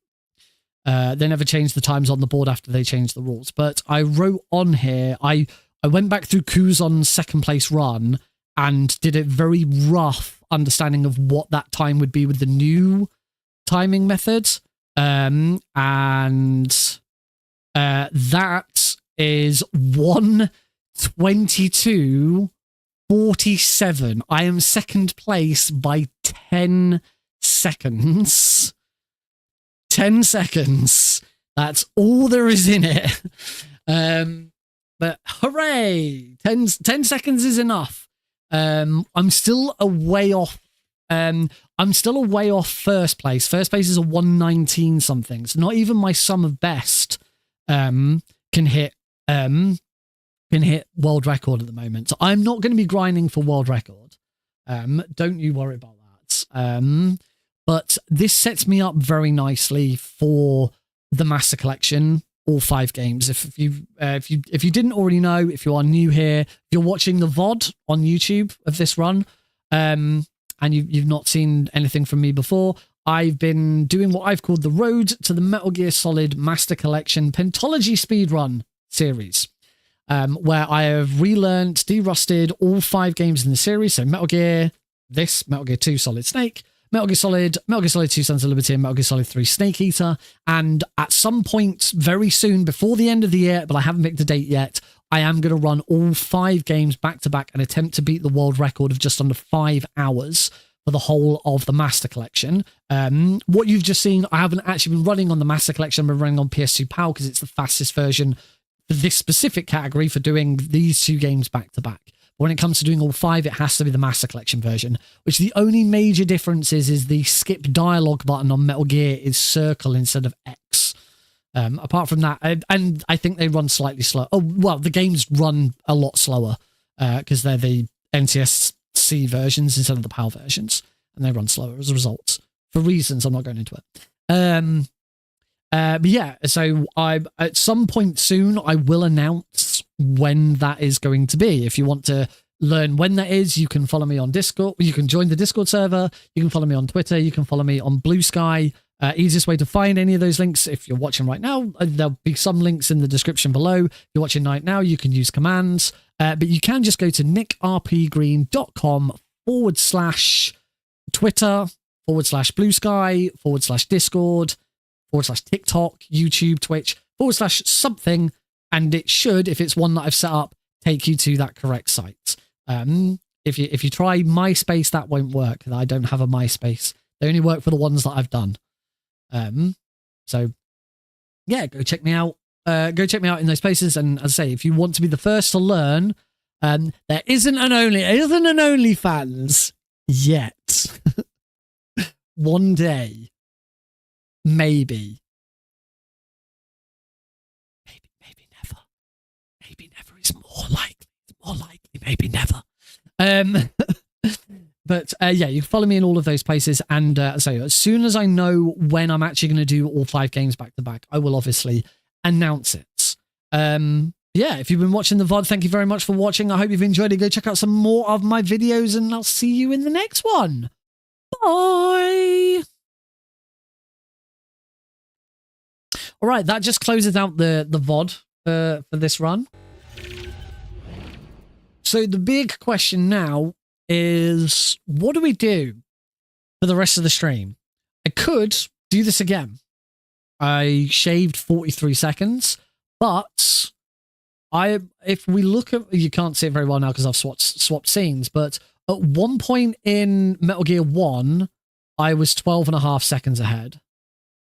I then went down to being behind, pulled it all the way back to being 1:17 ahead, and then finally finished 44 seconds ahead. My sum of best is 1:20:57. So there is still a lot of time saved. I said the world record for this run is, if I can go and find it, speedrun.com. I never move my Chrome over to my middle screen, so I'm not just, because me just looking here and you just seeing the side of my face is not the most, it's not the most the best experience, is it? Metal Gear Duology, house tests. As I say, on speedrun.com, when you first go on it, it suggests it is 1 hour, 12 minutes and 59 seconds, which I thought was a bit fishy. Because I was like, 1:12:59, 1 hour, 13 minutes. How do I shave another 10 minutes off these runs? That's insane. But that's because that's the old timing rules. With the current timing rules, it's 1 hour, 19 minutes and 6 seconds. So even if I could get absolutely best splits that I've done, then I would still need another 50 odd seconds to pull this back. There's a band time. What do you mean by band time? As in a time someone did a run and then it got banned?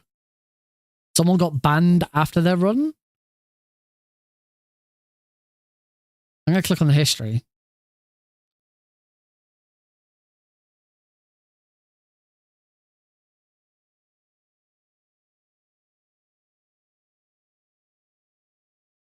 I don't see anything on there. I show obsolete runs.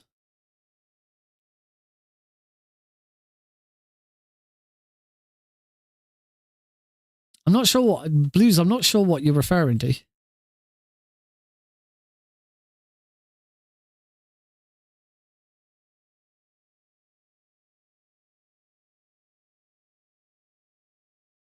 What? What? Why is my... I'm very confused. I'm very confused why...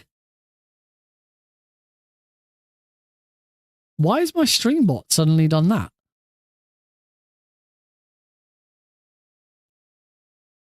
Why is my stream bot suddenly just... Oh, hang on. Blue, I've missed a load of messages from Blues. For some reason, a load of Blues messages didn't come through. Ban time, not sure why. All bosses easy. Not going to say who it is, though. Oh, right. Yeah, I missed all of these messages from you. That's why I didn't see any of the understanding from there. Yeah, they have not come through to the stream. It's ban time on all bosses easy. PC easy all bosses. Okay, so firstly, I was confused because I was still thinking that we were talking about multiple Metal Gear runs and the duology run, but that's not the case. I want to see what it is you're referring to. MGS1. So PC easy all bosses.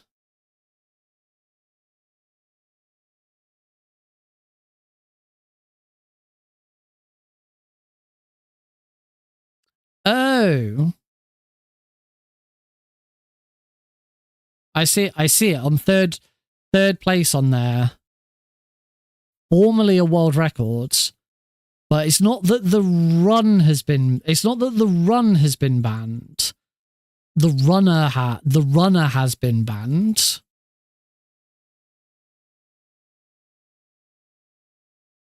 So the runner has been banned from speedrun.com, but the run remains on the boards, which is fine. That it is completely down to the discretion of individual games as to whether they keep runs from banned users. In most cases, a lot of games will do exactly what Metal Gear Solid 1 has done it. I mean, it might be that the moderators of MGS1 don't even know that this person's been banned, but usually if you get banned, all of your previous times remain. But you just can't submit anything else. And yeah, getting banned from the entire site is, you have to do something pretty fucking terrible. Because I've seen some bad shit from people and them not get banned. yeah, that's I again, I'm not going to mention the name. Obviously, if you want to go and have a look, it's there. You can see the name of the person. I'm not going to say. I've got no idea why they've been banned, but they have. If they, I think with speedrun.com, it's more about cheating and things like that than like behavior issues. Like cheating on speedrun.com. So for example, there was a runner. Again, I'm not going to say the name of this person just because I don't want to amplify this person.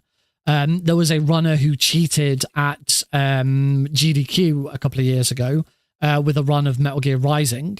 They did not get banned from speedrun.com. They did not have their times taken down. They're still very welcome and celebrated in the Metal Gear Rising Discord. The guy's 100% legit. So what on earth has happened for him to get banned? That's weird. Can't be cheating related. How bizarre. I don't think they do. I don't think they won't put a, like, they don't ever put a reason for anything, but yeah, let's see if anything comes out of it, if they get reinstated. I don't know. Very strange. Former MGS1 world record holder banned. Very bizarre. But yeah, sometimes these things happen, I guess. Anyway, so question now is what do we do for the rest of the stream? We could run this back one more time, see if I can still make a further improvement, because say there's still just under 2 minutes of time save just from my best segments. And there's still room to improve some of my segments as well. But I've achieved what I wanted to achieve. I've got second place on the leaderboard. And I have kind of done, I am feeling like I'm done with this category. We'll come back to it, obviously, when I do all 5 games back to back. So we could, as I think Blue suggested, or someone suggested, going back and doing a run of Metal Gear Solid 1, which is never a bad thing. Practice does make perfect after all. The next game I want to practice. New follower.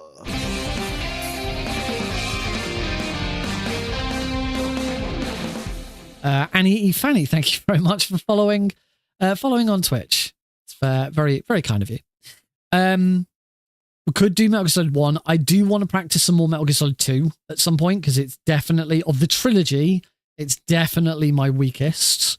I'm much better at Metal Gear Solid 1 and 3 than I am at Metal Gear Solid 2, so I will do some Metal Gear Solid 2 practice. Metal Gear Solid 1, I do also need to practice Extreme.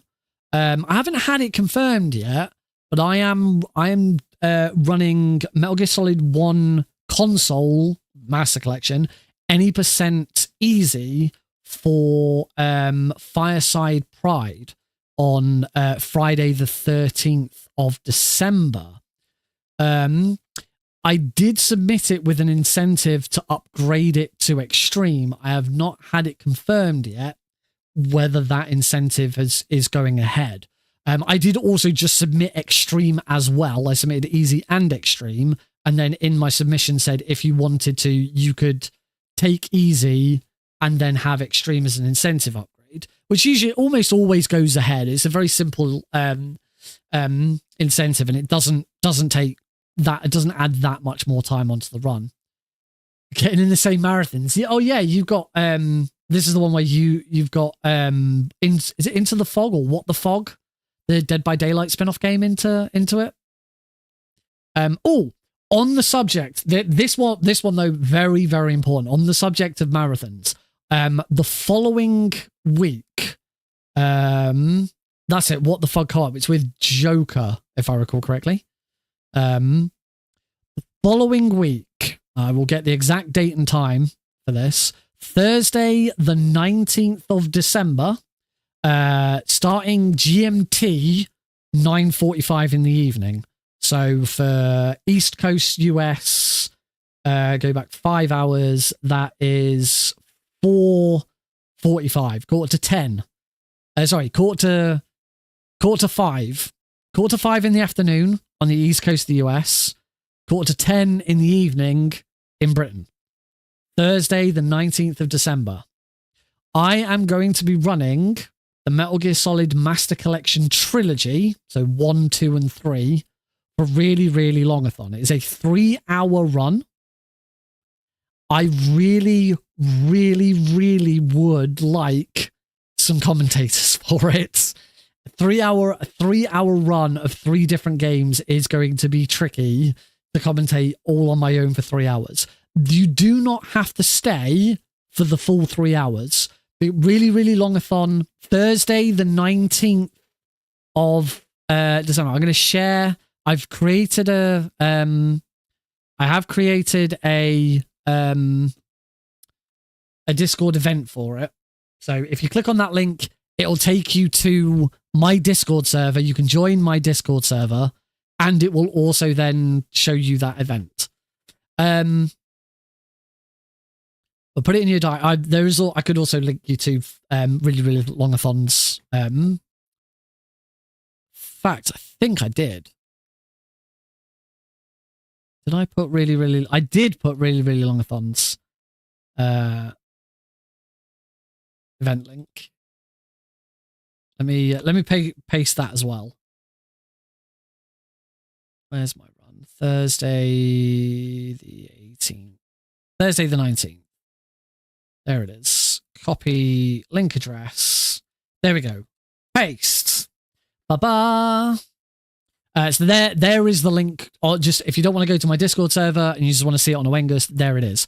As I say, I would really, really appreciate the commentators for this run. It's 3 hours. However, because it's really, really long-a-thon, and my 3-hour run is tame compared to some of the other stuff that's on there. For example, just over 24 hours later, a run of Earthbound, all 1/128 goods, whatever that means. That run is starting, and that run goes on for 35 hours.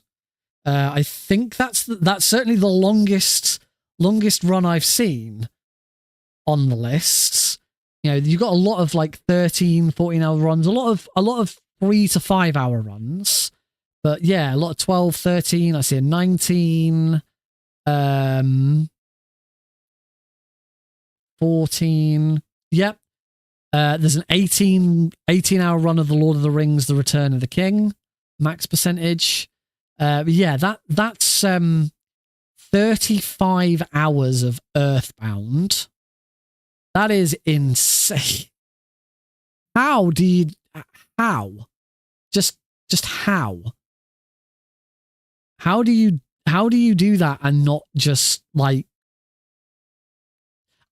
who could I couldn't schedule 35 hours, never mind do a speed run in the middle in that time. That is the whole of Saturday. That starts Friday evening and doesn't finish until Sunday morning. Jesus. Anyway, because really, really long-a-thon is really, really long speed runs, they have no issues with commentators jumping in and out. They certainly wouldn't expect a commentator to stick around for 35 hours. I should definitely reach out to Glenn. Glenn would be a good one. Love to couch for you. At the same time, I can't ask off again until vacation for... fair enough. Yeah, if you do want it, if you can commentate and you'd like to, I will take anyone. I'm more than happy to get used to Blues' French accent. Absolutely fine. But if you are interested in doing it, then drop me a message on Discord or send me a message on Twitter or Twitch or Blue Sky, wherever you want to send me a message. As I say, you're welcome to stay for the whole thing. You're welcome to stay for just one of the games. It'll be Metal Gear Solid 1, 2, and 3. If you think,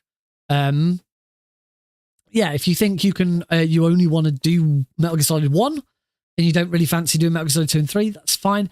Any help I can get with it would be most welcome. Categories are any percent very easy for all 3. because they're the fastest versions of those runs. Won't be watching the credits. It's not going to be an official speed run because I won't be watching any of the credits. New follower.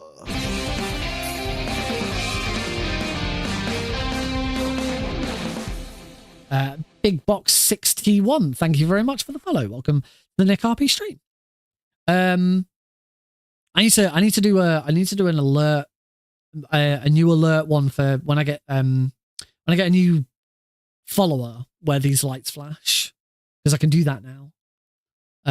That'll be really cool, getting the lights to flash when that happens. Yes, I will. I am planning on reaching out to Glenn. I'm always reluctant to reach out to MGSR because I actually don't really know anyone in MGSR anymore. A lot of the old people moved on. A lot of the people I knew at the time don't really hang around there very much, or do different things.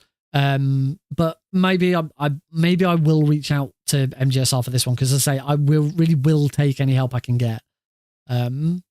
Yeah, at the very least, that's when the run is on. So if you want to watch it, of course you can do. Anyway, we're going to take a break.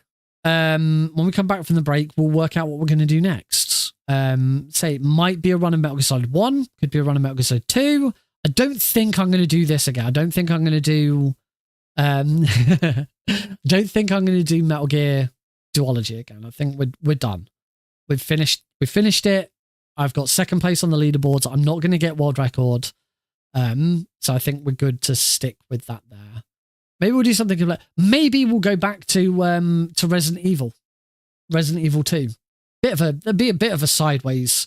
I'd rather save Resident Evil 2 for when I can actually properly advertise I'm continuing my run of Resident Evil 2. Anyway, we'll go for a break. If you've got any suggestions during the break, pop them in the chat, and then we'll decide what to do, or I'll decide during the break, whatever. We're going for a break. See you in a moment.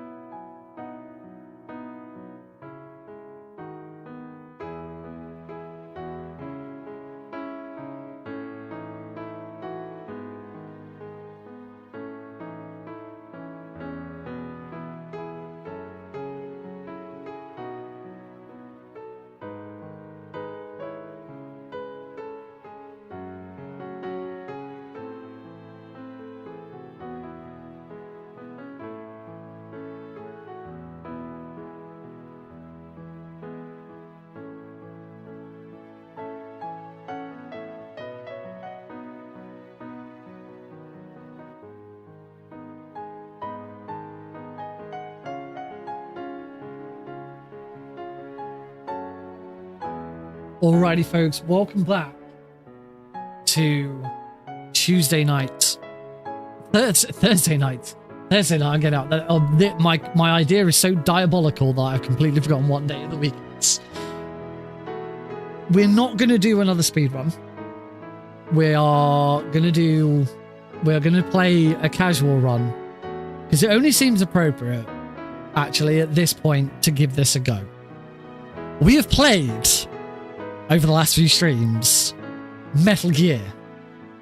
We have then played its sequel, Metal Gear 2 Solid Snake. But there's one game missing from in between those games. Where you see, Metal Gear 2 Solid Snake was not the only sequel to Metal Gear. There was another.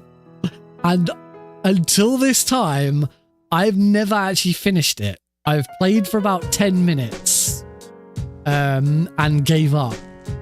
But we're going to play it now. Not the not the NES version. There is a NES version of Metal Gear 1, which is also quite different. Oh, he's got it. Ladies and gentlemen, presenting Snake's Revenge.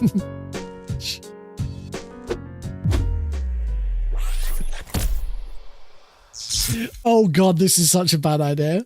This is such a bad idea.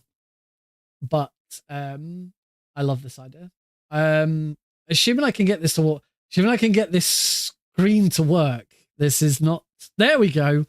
This is a bit different. I'm gonna have to. I've not actually used it. This is my casual scene. I've not actually used this for a while. So it's not quite set up correctly. Hopefully it will require one filter. I'm pretty sure if I add, there's no filter on it.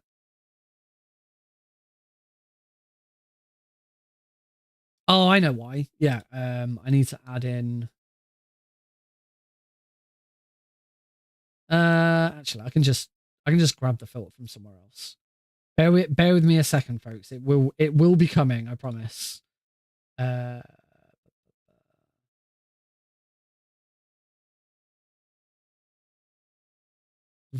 one. Copy that filter. And put it on that. Hopefully when we get into game, that will work. Hopefully. All right, so this is the Metal Gear Solid Master Collection.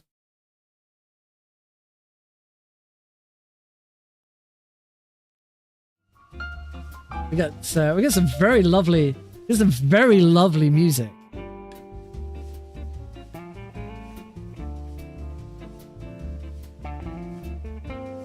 Oh, absolute jamming that to this.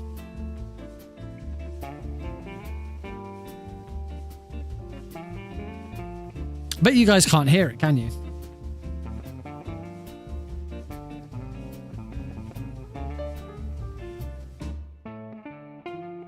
No, you should be able to hear it.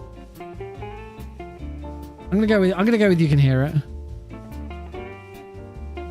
Anyway. Game selection. We want to play. Okay, you can. It's because I've been funking around with some of this stuff. So this is Snake's Revenge.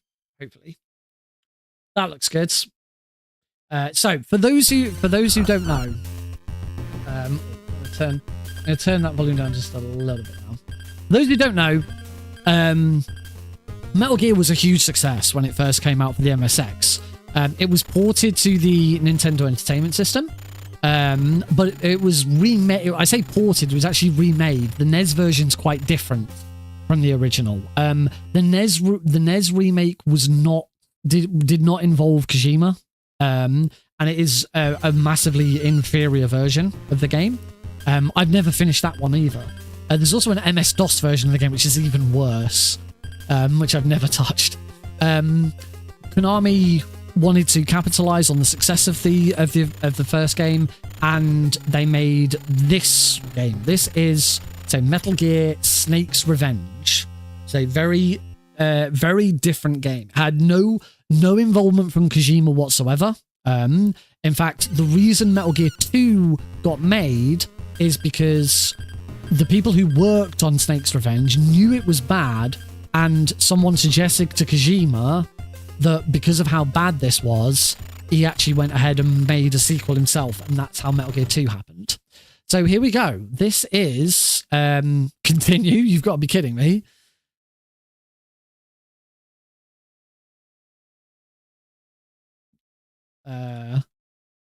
I can't even do anything.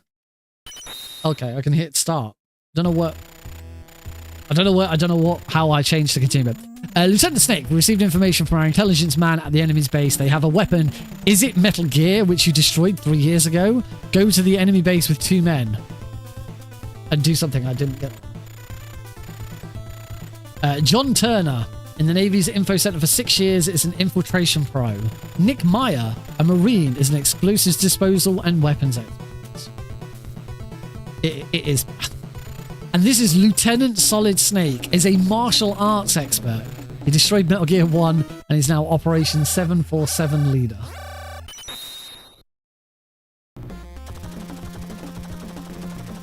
Here we go.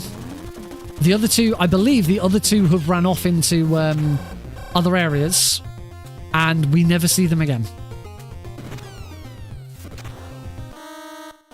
Oh, I got an alert. Run.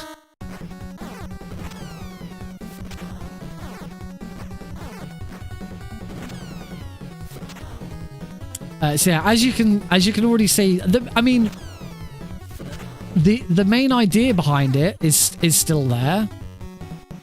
You know, it's still a top-down. What's this? That is a ration. I got rations.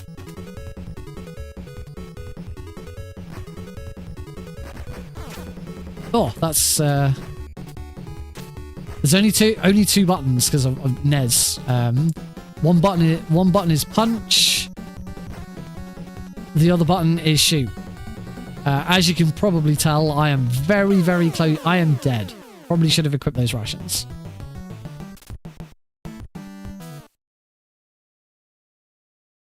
Continue. Right, let's try that again and hopefully not get an alert this time. Oh, we got a call.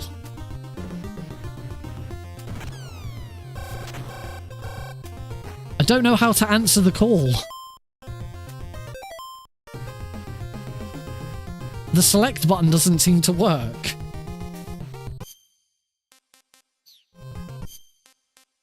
Controller settings. That's all there is. The mode selection subscreen.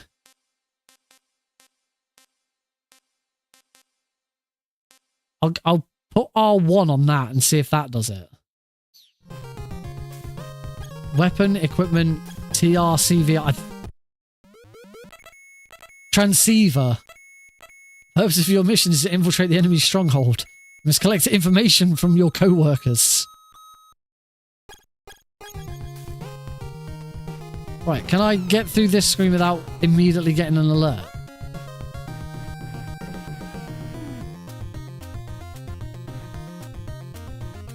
Yay, I didn't get an alert this time. We have this horrible, it has to, like, show me out of the darkness. And we've got an alert again. I'm gonna get shot at a lot by these really funky looking guards.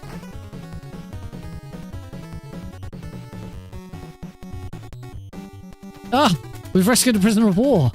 Thanks for your help. You're welcome. The music, I'll admit, the music is pretty cool.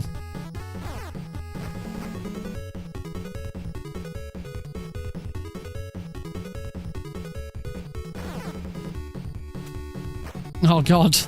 No, leave me alone. Ah, we've saved another... Another dude has been saved. I do realize that my I do need to adjust the filter on this. It's slightly off. I'm gonna duplicate it. Call it Snake's Revenge. It's a little aggressive. Though the left and right is a little more.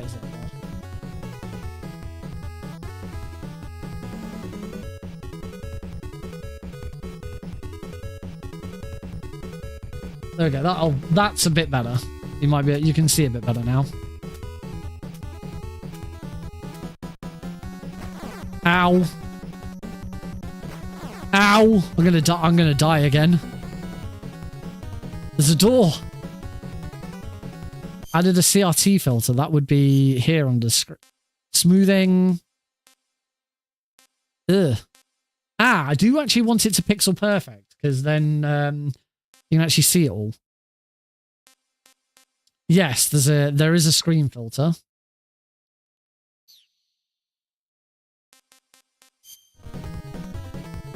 Oh, that looks... I don't know if it looks this bad. I'm going to just check the stream. It looks awful on OBS. It looks way worse on OBS than it does on my screen. That's just because of broadcasting. I'm going to turn that off again. That should hopefully fix that. Equipment. I have not got any equipment yet.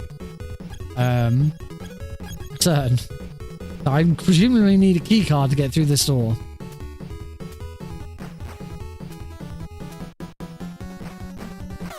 And I'm dead again. Game over.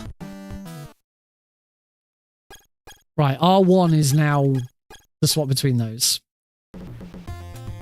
Start again.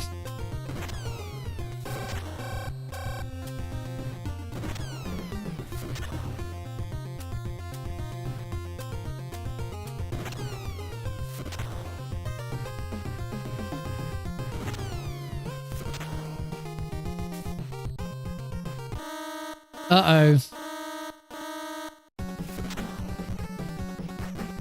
Ow. Right, let's go left here. I have actually watched some of the speedrun of this. Right, we've got a ration. Equipment. Ration. Can I... Yes, I have my ration equipped now. I wonder if that means I can... I don't know if having the ration... Oh! Oh, God. Immediately get spotted again.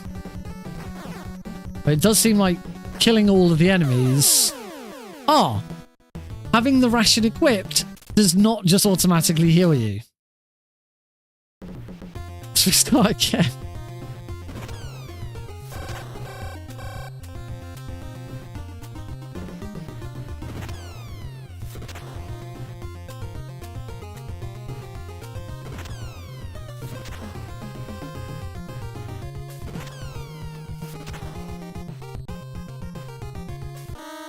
Ow. Run, Snake. Let's go get that ration again. So yeah, I have watched a little bit of the speedrun for this. And I know I do believe that like in this very first section you okay, no part of Snake's body is allowed to touch. Ow. No part of Snake's body is allowed to touch the food. It's just called food.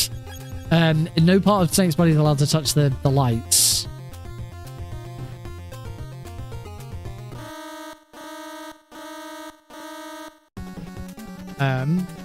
Did finish it once and never ever play this game again. Yeah, I understand for the speedrun, this first section's a big RNG fest because to complete the game later on, you need to have 3 rations, and you get rations from killing enemies, but I think it might only be from punching them.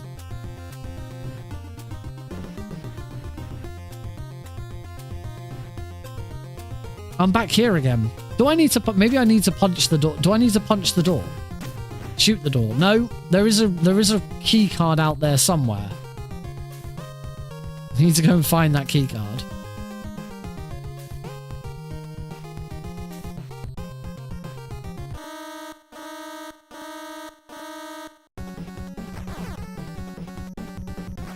Don't knife them. You have to punch them in order to get a ration from them.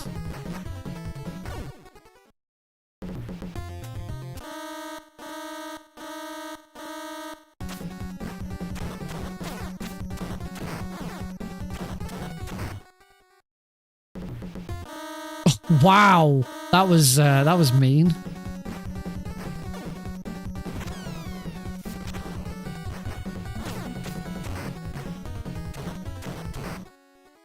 I mean, at this rate, I'm just going back the way I came. This isn't helping me. Oh, got a call. Snake, I have bad news for you. You went into the enemy's airspace. We can't help you anymore. See you at the meeting point after the military operation is over. Good luck. The dialogue is awful. I already got a knife. I didn't realize you already had a knife.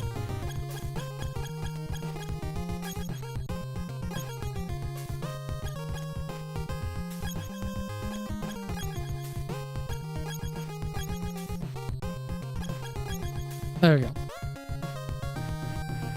But yeah, because the NES only has A and B, there's not a lot you can do with the controls. This is how the NES game controls as well. You select to open a menu that then opens other menus. Oh, I can have the ration back though. I get another ration. Equipment. Eat the ration. Ah, this is how I can transmit to other... Detect radar map.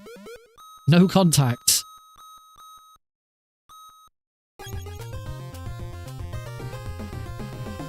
Oh, ration. Can I just come back into here and collect... Oh, you can just collect a load.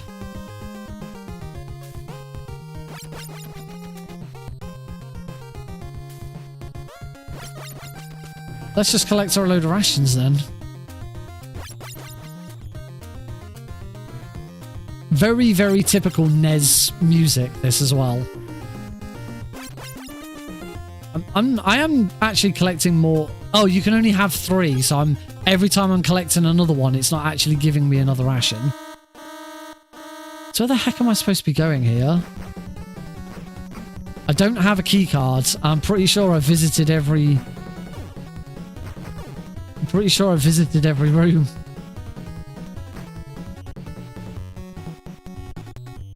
Yeah, I managed to work that bit out now.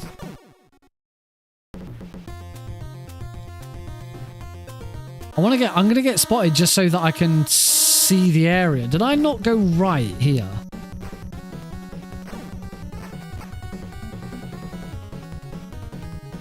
I might not have gone up here. Or is this the way... I don't know, I'm very confused now as to which way I'm supposed to be going.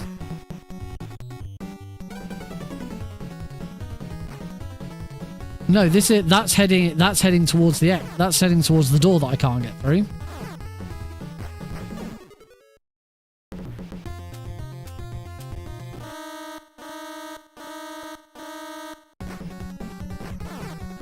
I'm very slowly running out of ammo.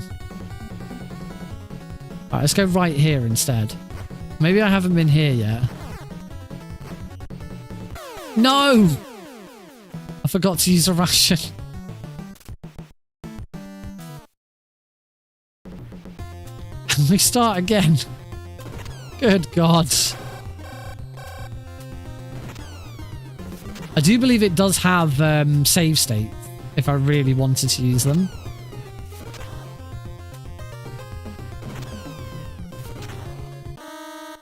And immediately spotted. If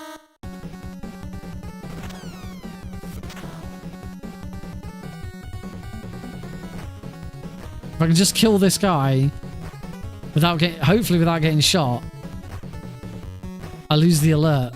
No, die! There we go.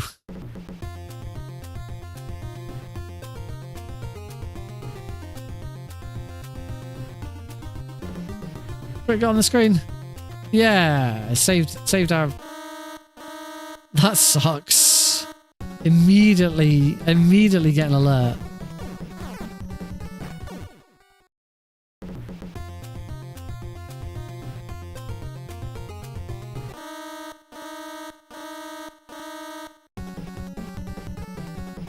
It's up here that the ration was. I really want another ration. No, it wasn't up here. In fact, I think this is where the door is. Yeah, this is where the door is. I'm gonna die again. I don't want to die. So go back this way again.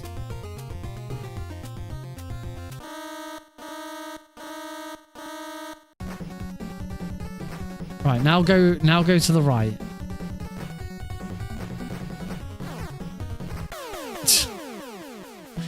Damn it! I need to find that ration room again.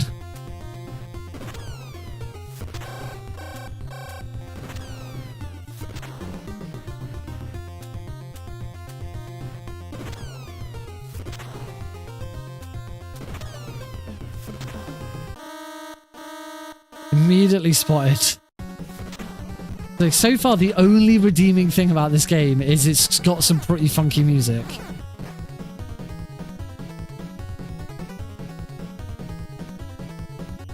Ah, this is the ration room. Get the rations. Let's use one.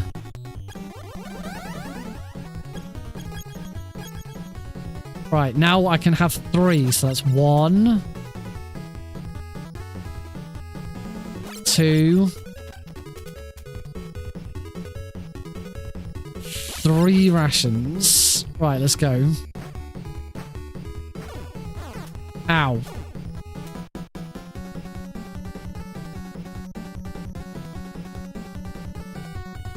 Right, I think I want to go right. Oh god, which way do I go?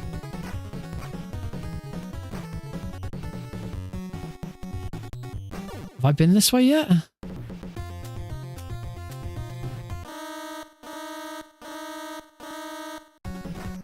Is this this might be the way through to the... There's a prisoner of war.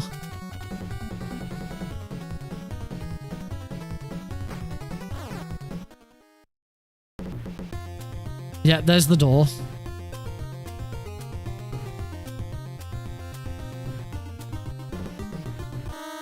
Oh, god. Damn. Run away. No. No, stop hurting me. I don't want to die. No, now I want to go this way.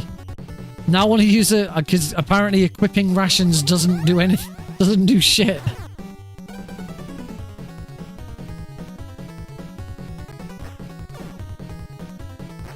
Oh, there's another door here.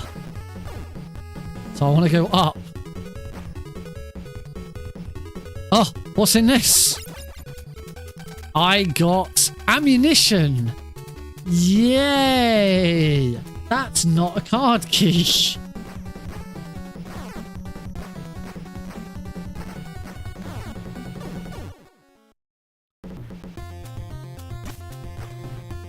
Can't go through that door either.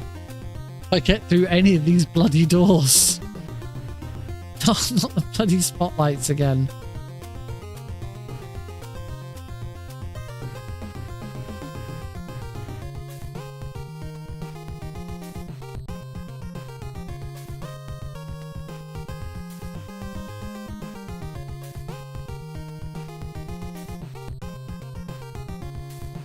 This is just taking me to this door.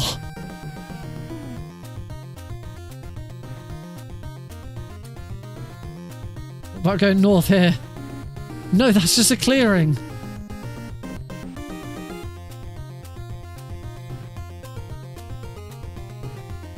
I have no idea where I'm going.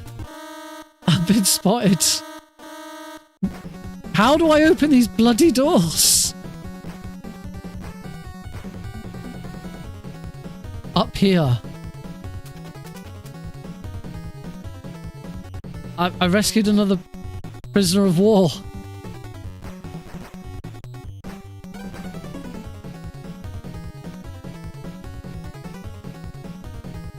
The prisoners of... Should I have listened to the prisoners of war? It's the ration. Let's use the ration. Since it's here. You're right, I should call. Right, back on 3 rations now. Let's get to one of those doors and make a phone call.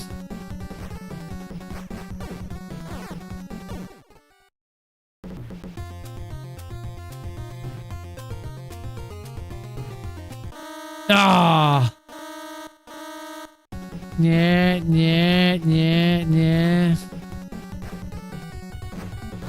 Ow. Ow! I think he shot me through the tree. Right. So, transceiver. Let's call John. Can't call John. Let's call Nick. Can't call Nick. Call Jennifer.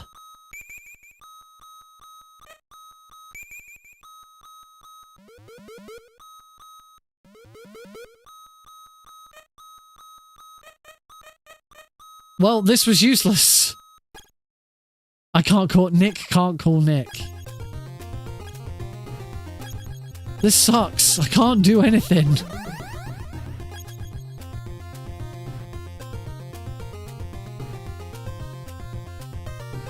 Or was it?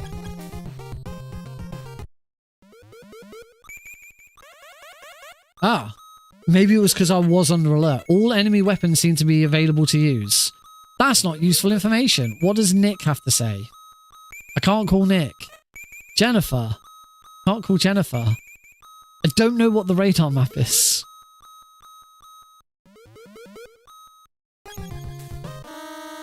I immediately get an alert. Okay, I'm going to go to the other door.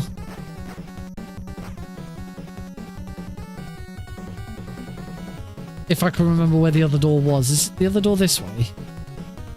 I have no idea. I think it was.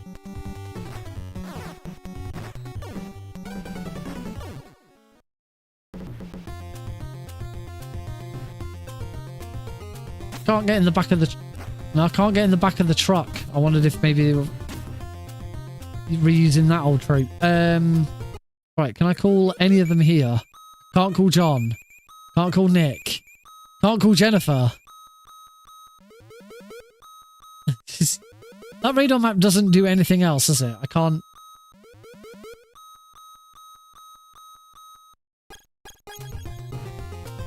This is useless. How do I get in?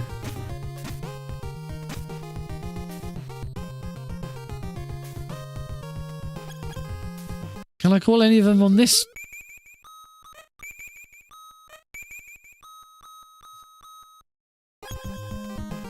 This is so useless.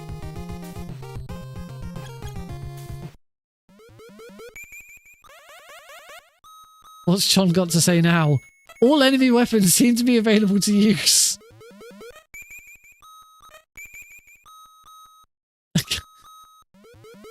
This is so useless. No, he's just going to tell me the same thing again.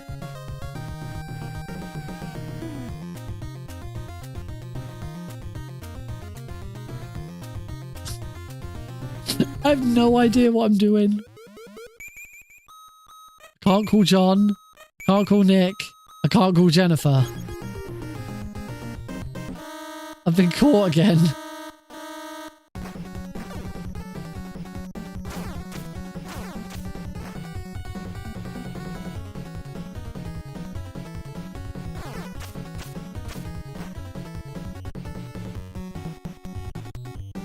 I'm gonna die again.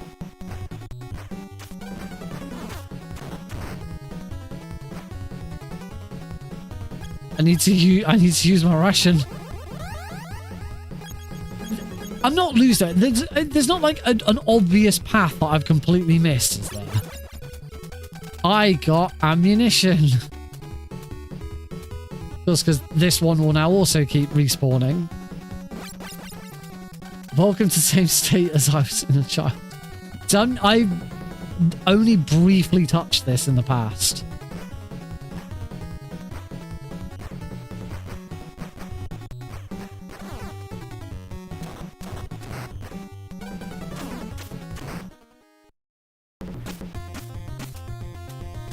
The cool hint was a big thing.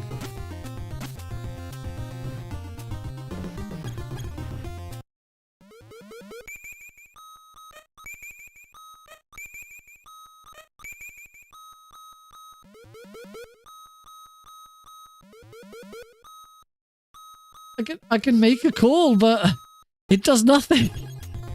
Making phone calls does nothing. Do I have to make a call on like the first screen or a different screen? I'm so confused.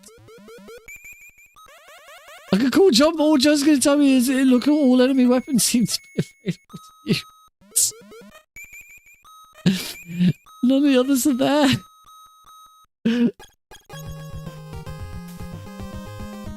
What's the point in having a support team if they won't help me? Bait level. As bait. I'm just being baited by the radio.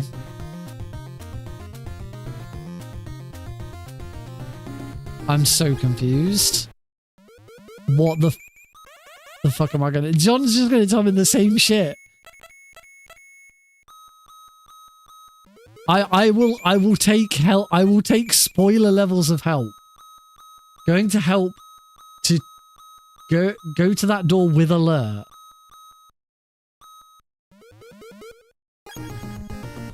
Wait, have I got to get one of them to open the door for me?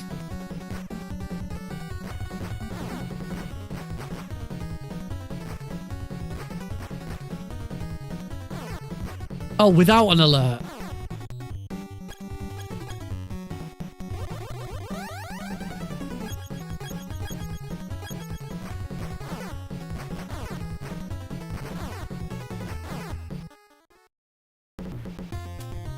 Right.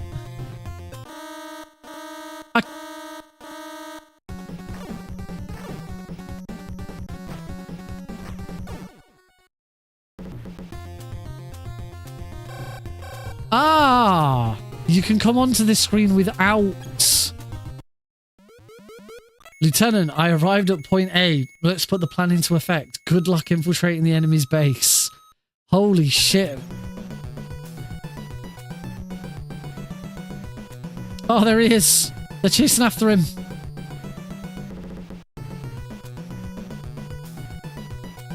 Oh no, they've captured him.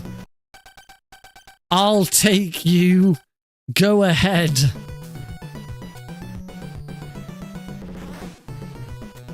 We did it. We're in. Oh, I don't have any control over this bit.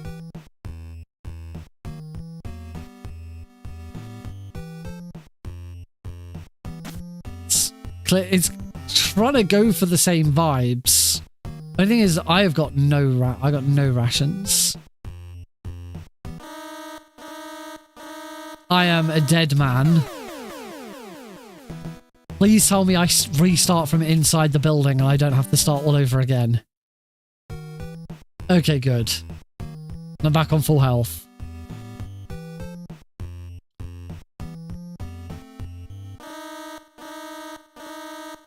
Oh, can I not just kill them stealthily?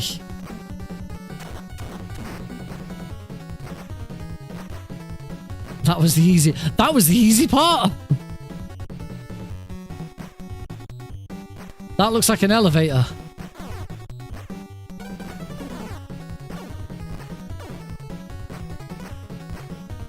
I'm gonna die again. Just you wait, I'm gonna die again.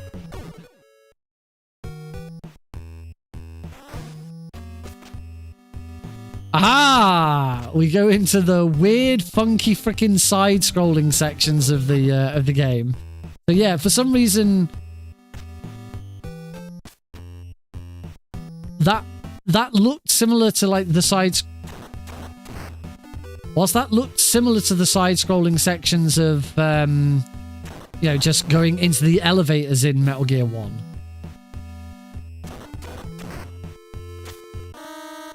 Oh, really? I'm dead, aren't I? There is more to those side-scrolling sections. Okay, I restart here.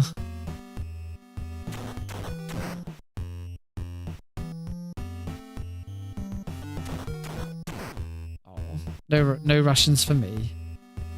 Let's go the other way. Oh crap. That was a bad idea.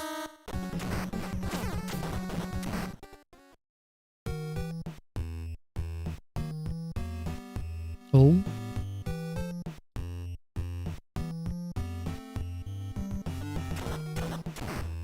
Kill that guy. Presumably I need some sort of card key. Let's just ignore that guy.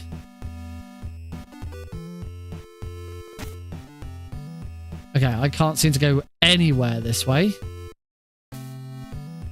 Like I say, it seems like I need a card key. So maybe I do need to go down there.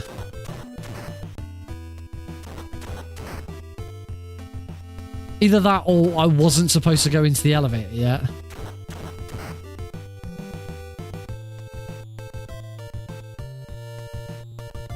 Yep, seems I wasn't supposed to go in the elevator yet.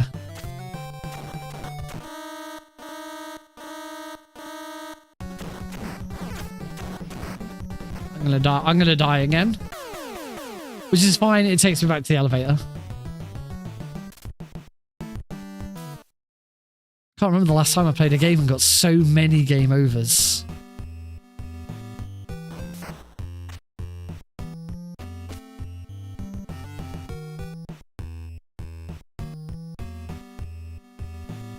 I can't go through there.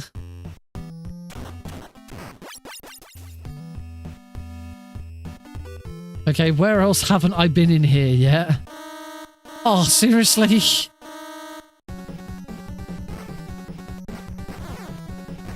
I don't think I went this way.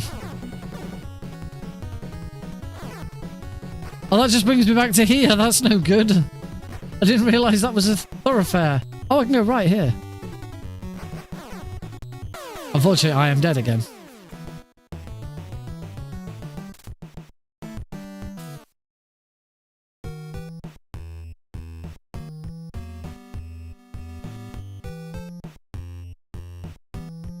That does not look like a thoroughfare. But apparently it is. A ration? Some ammo? That looks like a different kind of door. No.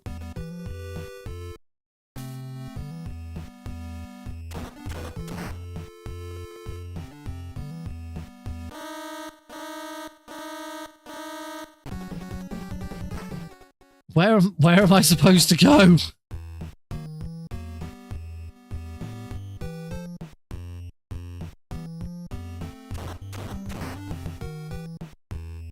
This game isn't confusing in the slightest.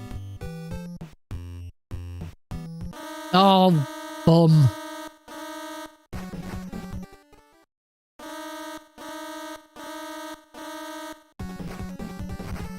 Ah, you go in here. What is it? I got key card number 1. Yay! Finally. I still have some food.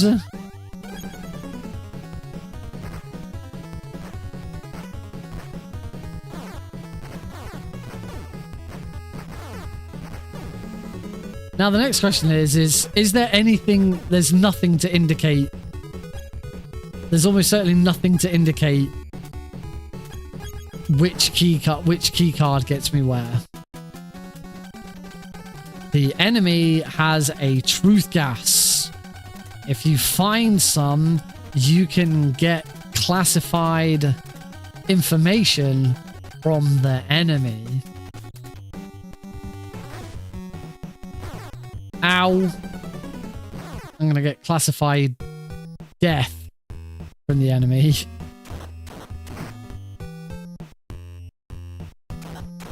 Could really do with one of these guys dropping me a ration. I will try and figure it out. Hey, another rank up, yeah! Oh, I was hoping some of that dialogue might actually be helpful. Yay, rank up!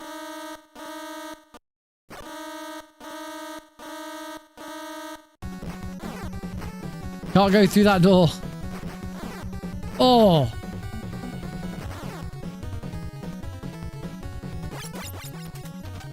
Keycard level 2. Oh, please.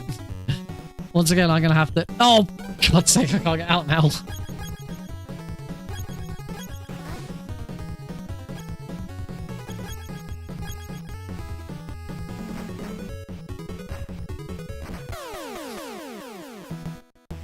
Yeah, I need to stop skipping the prisoner dialogue. I've completely forgotten... Do I have any keycard? No, I don't.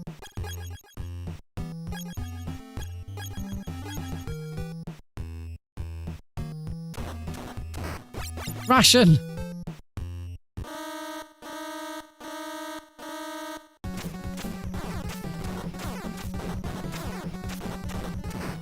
Probably need to use that ration.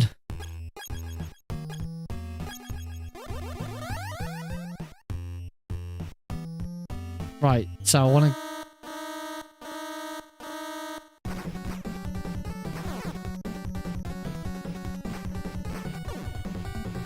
I do already feel like this might have been one of the games where I really should have gone, you know what, let's just learn the speed run rather than even casually play through it. That might have been the better solution for this.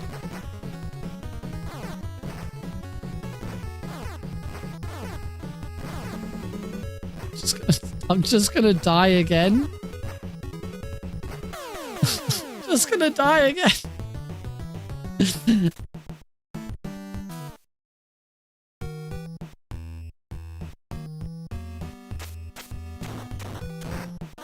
Oh, God damn it.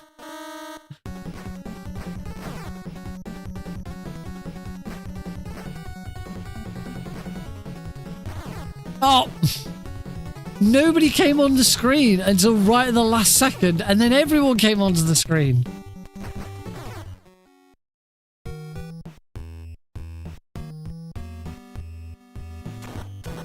Give me a ration. Please, someone drop a ration. I would very much appreciate a ration roundabout now.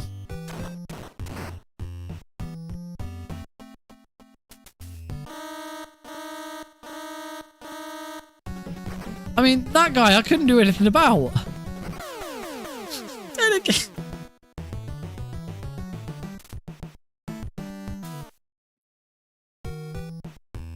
I am regretting the decision I made to play this game. Ration! I oh God.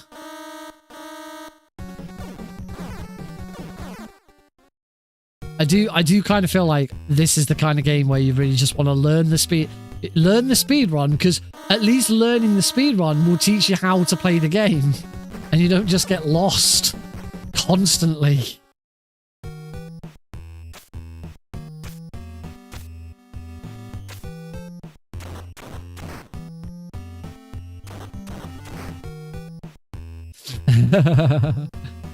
Oh, I mean, I knew what I was getting myself into. I have played a little bit of this before.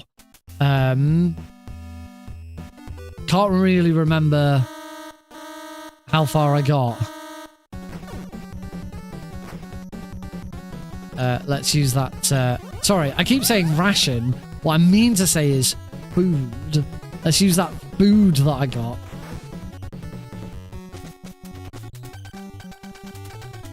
Oh, that was the guy who told me about truth serum. Ow! You bastard!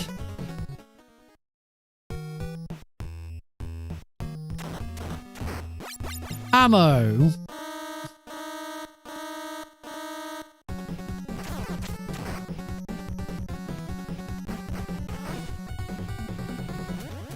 What's this guy got to say? Oh, rank up. John moved to a different spot. Oh, that's not overly useful information.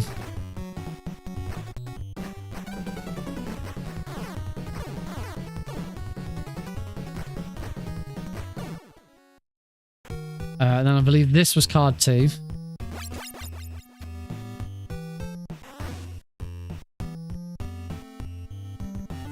You got 3 screens in. It does not play well at all. I mean, this is so awkward. The menuing system is just the worst because it just doesn't translate. Oh. Whoa, what's this? Don't shoot. I don't know anything. Okay. Was that also a prisoner of war?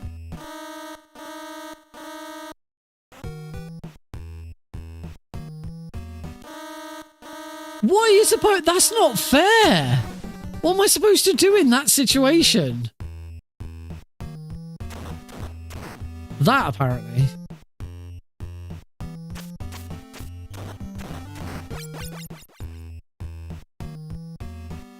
Now I need another ration.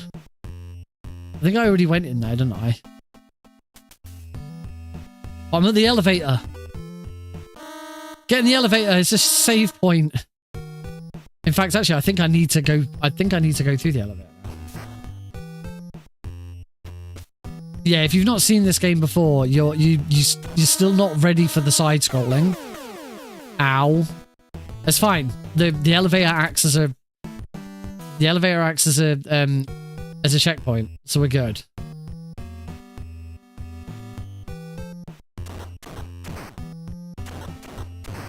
Yes, ration.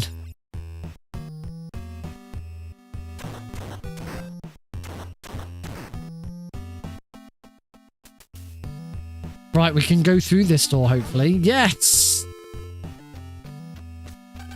Don't shoot. I don't know anything. Okay, so though if there's going to be a prisoner who looks like that, then they don't know anything.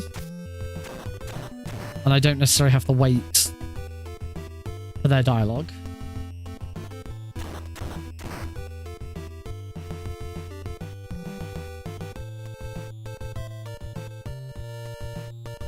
I say, the one redeeming feature that this game does have is the music's pretty funky. I will give it that.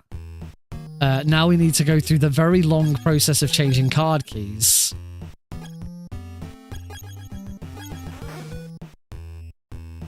A better gun! That looks like an SMG. I got a submachine gun.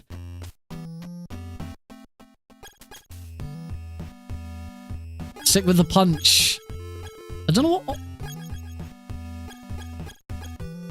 What's...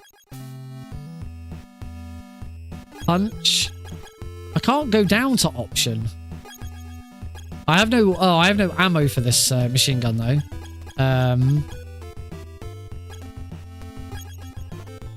Punch, handgun, return. There we go.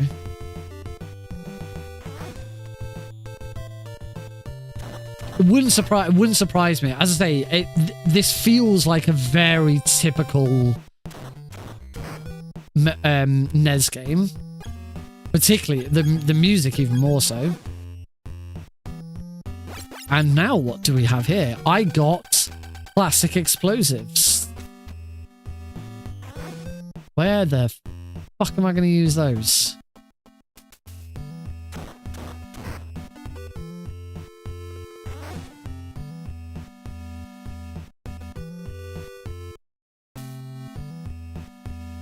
The graphics actually remind me of the graphics actually remind me of the Mission Impossible game for the NES, which I had as a kid. In fact, I say I had as a kid, I still got it. It's up on that shelf.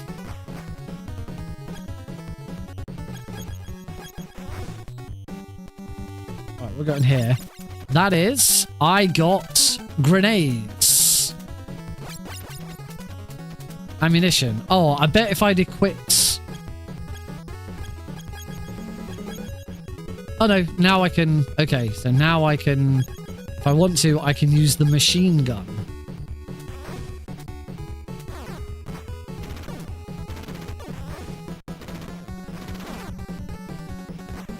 Only thing now is... Oh yeah, I'm starting this way.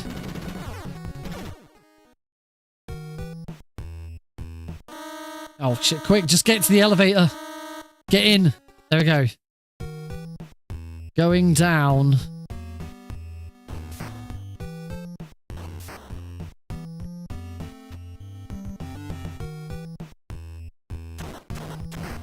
Ration! Yes! No ration. Here we go!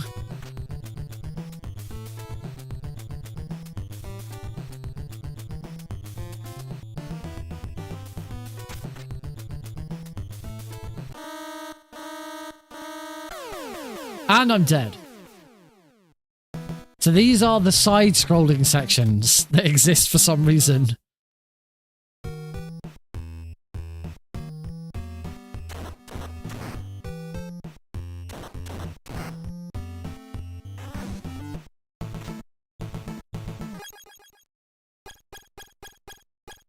I can use my gun.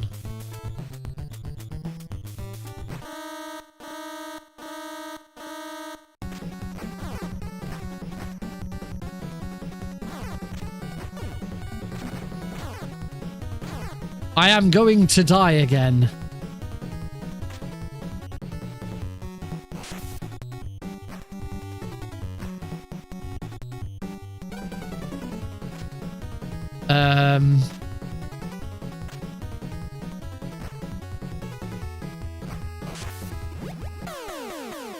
And I'm dead.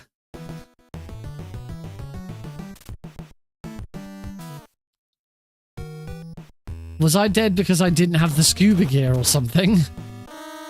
What? Like, I never turned up and looked that way before.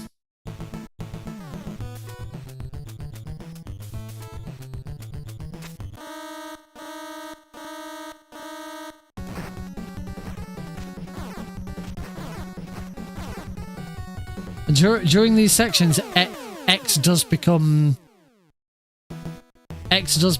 jump.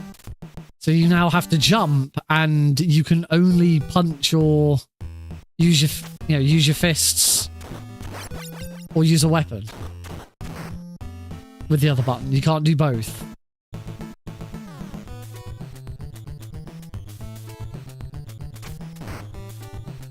Yay, I finally took out that first guy without getting spotted. That's made this section a whole lot easier. Oh, that was a camera.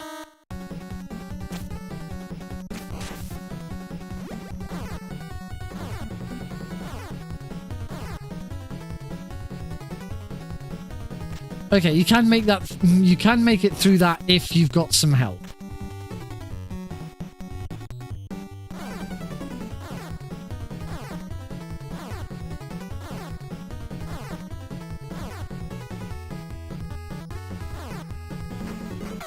Oh, great. And then out the other end, there's... What's the point of having an oxygen meter if you're just going to take damage anyway? This is so dumb.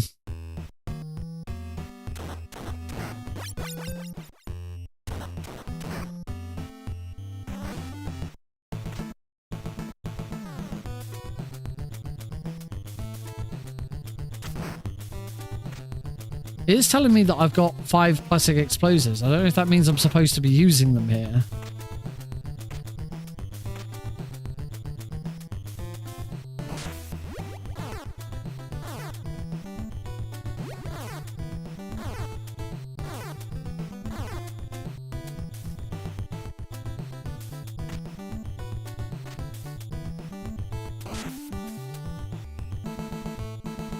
Now the next question is can I even use a ration whilst underwater?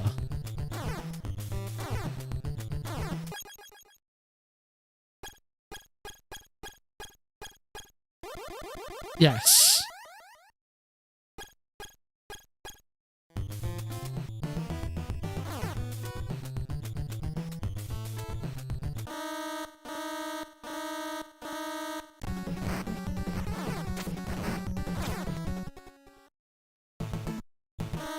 Oh, can this section not end, please? Oh, for God's sake. Oh, jeez.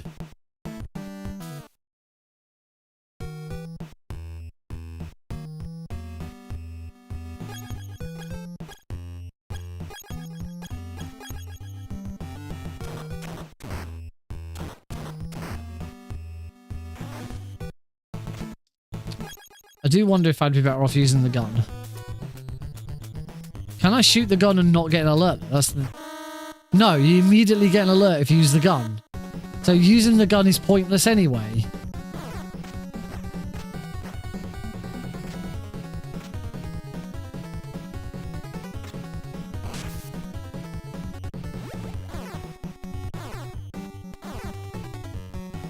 So I'm probably going to die anyway because I've already got an alert.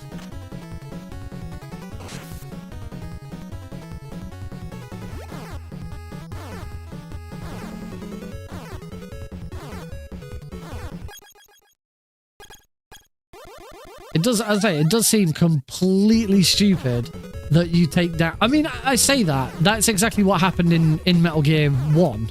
You took... As you swam underwater, you took damage. Oh yeah, I shot him, so I get an alert.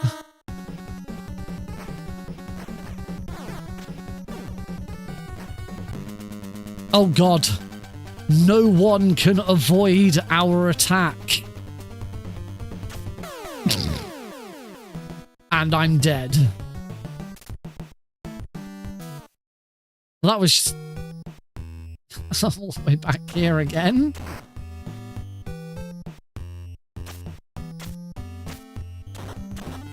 Die. Okay, so I definitely want to use the knife in here.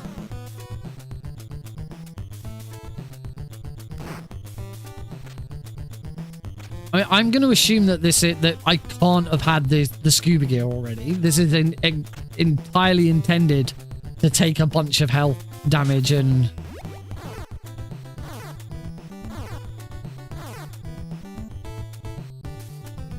Entirely intended to take a bunch of health damage and just have to get through.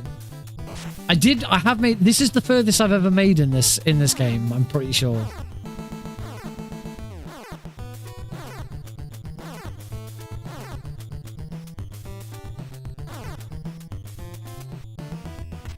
Oh, you can actually make it through.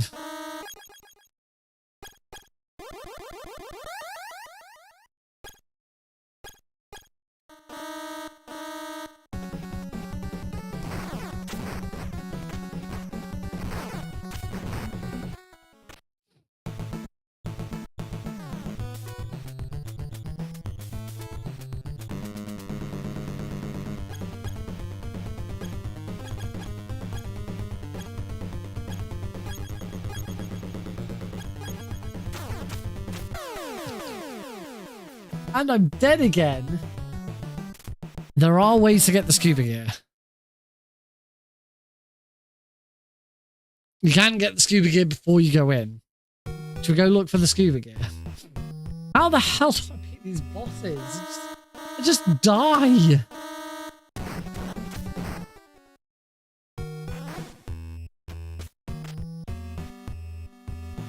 Sure, I can't go left.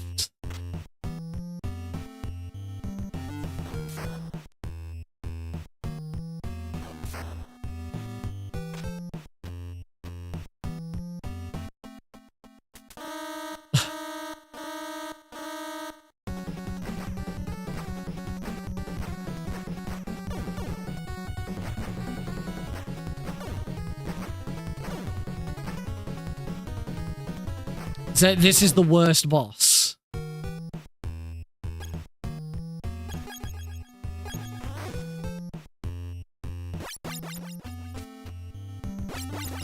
Grenades and ammunition. That doesn't do a lot for me.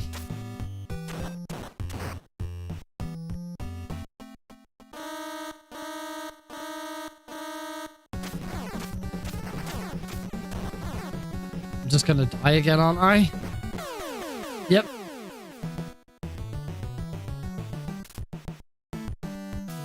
Oh, this isn't the worst boss. I feel like I'm just gonna have to grin and bear it.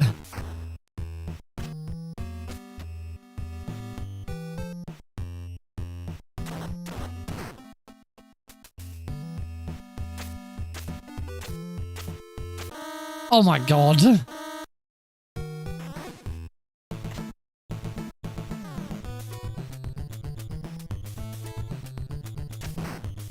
I still need to work out. I still need to work out what I'm gonna do. Can I go back through the door? Do I need to drop some plastic explosives?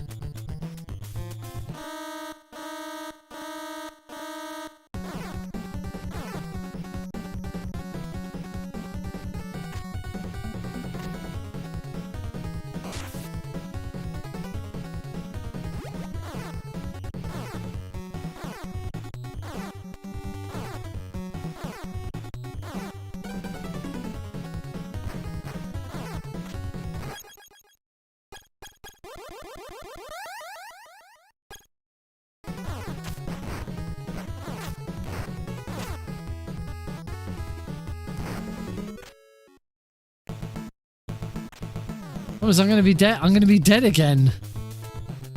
The moment I go through this door, I'm probably dead. Can I go? Can I go? I can go back.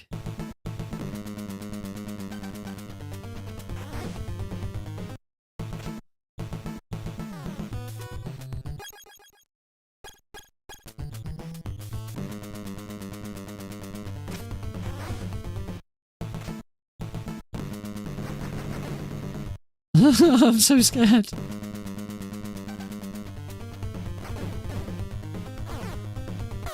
I think there is literally nothing you can do.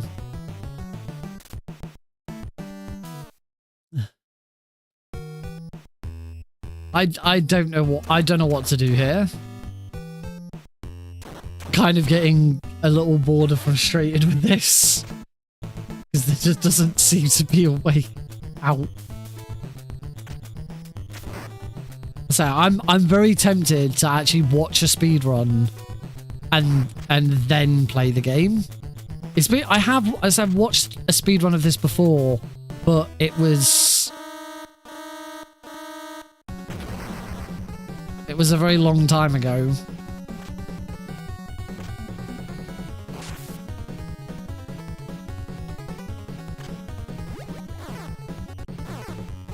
I'm assuming like I probably need to put plastic explosives down or something.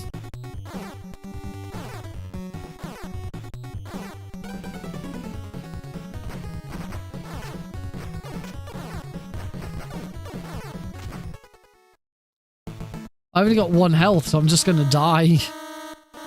The speedrun definitely won't help you. I think I'm done. This is not getting me anywhere, and I'm kind of this has been maybe to understand what the first boss does. Let's tell you what, let's do that. Let's at least have a look at the speedrun to learn maybe how to beat the first boss. Games, Snake's Revenge. World record is held by Hammertet, which not a big surprise.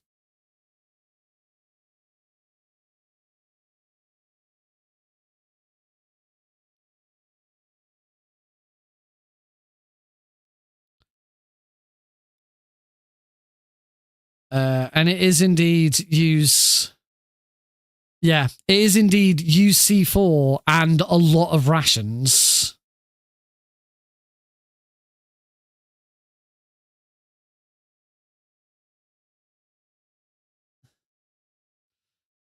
Yeah, if I'm actually gonna play this, I need more rations. Like, this is ridiculous. I don't know how long I've been playing this for. The speedrun at this point is 6 minutes and 20 seconds. Even that feels like an awful long time, but not a lot gained. Oh dear. Yeah, I think we're just gonna leave. We're gonna leave it there for tonight. I'd say I need a bunch more rations to actually tank this damn fight. and I'm not going back and getting them. It's not worth it. We're gonna just leave it there. Just pretend that we played more of it than we actually did. Yeah, we're gonna go with that. Oh dear. Well, it's been kind of fun. It's been kind of fun. Yeah. it's been something. It's been something. That is going to be it for tonight's stream, though. To say, I am trying to work out when this 5-game run is going to be. It will be at some point. I don't know yet. But I will do it eventually. I just have to work out when the best time is going to be. 'Cause obviously I have, how about Boxing Day? Well, no, because I'll be, me, Heidi and Alex are staying at home, on our own for Christmas. I'm not taking any holiday from work, because I'll be working from home, Christmas week and the week. I won't be going into the office between Christmas Eve and New Year. So any days that I am working, I will just be working from home. There won't be a lot to do anyway, so I didn't see much point, as I'm planning on staying at home. Like last year we spent Christmas at my parents', and then we also saw Heidi's parents, because first Christmas with grandchild and all of that. But this year it's our first Christmas in this house. First Christmas where Alex will have a little bit of an idea of what's going on. You know, he'll see the Christmas decorations, he'll know that stuff is happening, but he won't know what it is. So we figured this is a good one to have on our own, away from, because family's a bit iffy at the moment. Heidi's side of the family is a bit of a struggle at the moment. My side of the family is okay, but we had Christmas with them last year. So yeah. So because I'm not taking any holiday, when it comes to Christmas, I'm going to want to use as much time as I can with Heidi and Alex. I won't be working Christmas Day, Boxing Day, the day after Boxing Day, because my work gives everyone that one day off. It's one extra day off around Christmas, which everyone gets off. Then it'll be Saturday, Sunday, which I don't work anyway. And then I'll be working Monday, Tuesday, I'll be working Monday, Tuesday, because that's the 2 days in between Christmas. I'll have Wednesday off because it'll be New Year's Day, and that's a bank holiday. And then I'll be back on Thursday, and that'll be it. By Thursday, the 2nd of January, I'll be back at work. There probably won't be much to do Thursday, Friday, the 2nd and 3rd, because a lot of people will still be on holiday. Won't really pick up until Monday, the 6th. But yeah, so I won't be streaming much around that time. Depends how the days go. Obviously we're a little way off then. I'd like to get it done before Christmas. I am kind of hoping.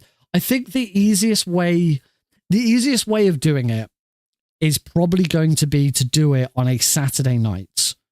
Because it's a 5-hour run. So it needs to last, the stream needs to last longer than the usual 4 hours that I stream. I usually stream from 8 till midnight, Tuesdays and Thursdays. So it's going to be, ideally, I'm going to want to stream it over the weekend, because I've not got any holiday coming up. It's got to be a weekend. I was hoping to sort of make it a 10, 12-hour stream, but I don't think that's going to happen now. So it's probably going to be starting at 7:30, maybe 8 o'clock on a Saturday evening. Saturday's the best time because I won't have been at work, so I'm not going to be tired from work, and I haven't got work the following day. And then I just keep going. Rather than finish at midnight, we finish at 1, 2 a.m. That might be the best option. No, it's fine. I'm in a separate Discord server with Glenn, so I'm just going to go and ask there about commentators. I would also, once I know a date for the 5-game run. Jesus, get my words out. For the 5-game run, I wouldn't mind having commentators for that as well. Having people join me on stream, that would be really handy. But we'll talk about that when I know a date. Oh, I still got Coke.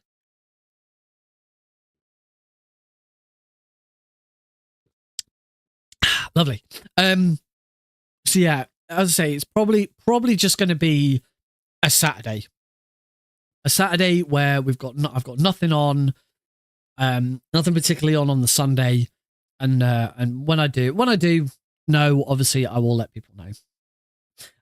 We are gonna raid, of course. I'm trying to make sure that I now raid at the end of every stream. I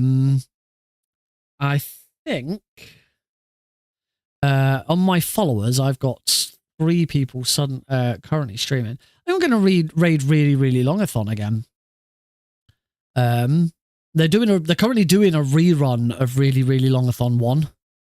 But it's a sort of a good idea of what's. Oh, I understand it now. I didn't quite understand what was going on the first time. A really, really longathon 1. I don't think they do this now. They're not doing it for the 8th one. They've got 2 runs going on at the same time. So in this rerun they've got right now, someone is running someone called Professor Palmer is running Ni no Kuni Wraith of the White Witch. It doesn't say what the estimate is. But then in the background, in like a little extra stream, they've got someone running a 100% run of Bait and Katos, and it is currently at 113 hours. So they have like a really, really ridiculously long run going on whilst all of the other runs are going on. That's a really cool idea. That's fantastic. There is a rerun of Really, Really Longathon 1, and they're on Really, Really Longathon 8 now. I'm kind of hoping that their stream setup is a bit better, because this is very, very basic. There's not a lot going on in this stream. Actually, I wonder if they've got any. Okay, yeah, I can see they've got some clips. They've got some clips on here.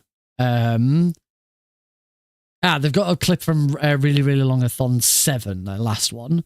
There's a bit more going on the stream. That looks good. Yeah, I'm looking forward to it. I've not done Really, Really Longathon 1. But Really, Really Longathon before. It's one that I've wanted to do for a while, but never really thought what I could do for it. The last Metal Gear run that I know that was on there, Vermilion did Metal Gear Solid 3, but did all cutscenes, and that was like 4 hours or something like that. So yeah, we're gonna raid Really, Really Longathon again. So you get a bit of an idea of what that's going to be. It's just a rerun, so it's not anything special. But to be honest, the other two people that I'm following don't seem to be playing anything particularly interesting. So I think this one's the best one of what I'm following. So yeah, obviously if you're on YouTube, there is no raid. There's no raid function on YouTube, so we'll just be sort of going. But yeah, have a great weekend. I don't think there'll be a bonus stream over the weekend, mainly because I wouldn't even know what to do. I need to decide what we're going to do on Tuesday. I think Tuesday we'll do Metal Gear Solid 2. Do Metal Gear Solid 2 on Tuesday, and then maybe next Thursday we'll go back and jump onto Resident Evil 2 again. I'd like to continue that playthrough because that was a lot of fun. But yeah, I'll see you on the next one. Take care, and obviously the VOD from today's duology run will be on YouTube at some point tomorrow, probably. Yeah. Hey, y'all!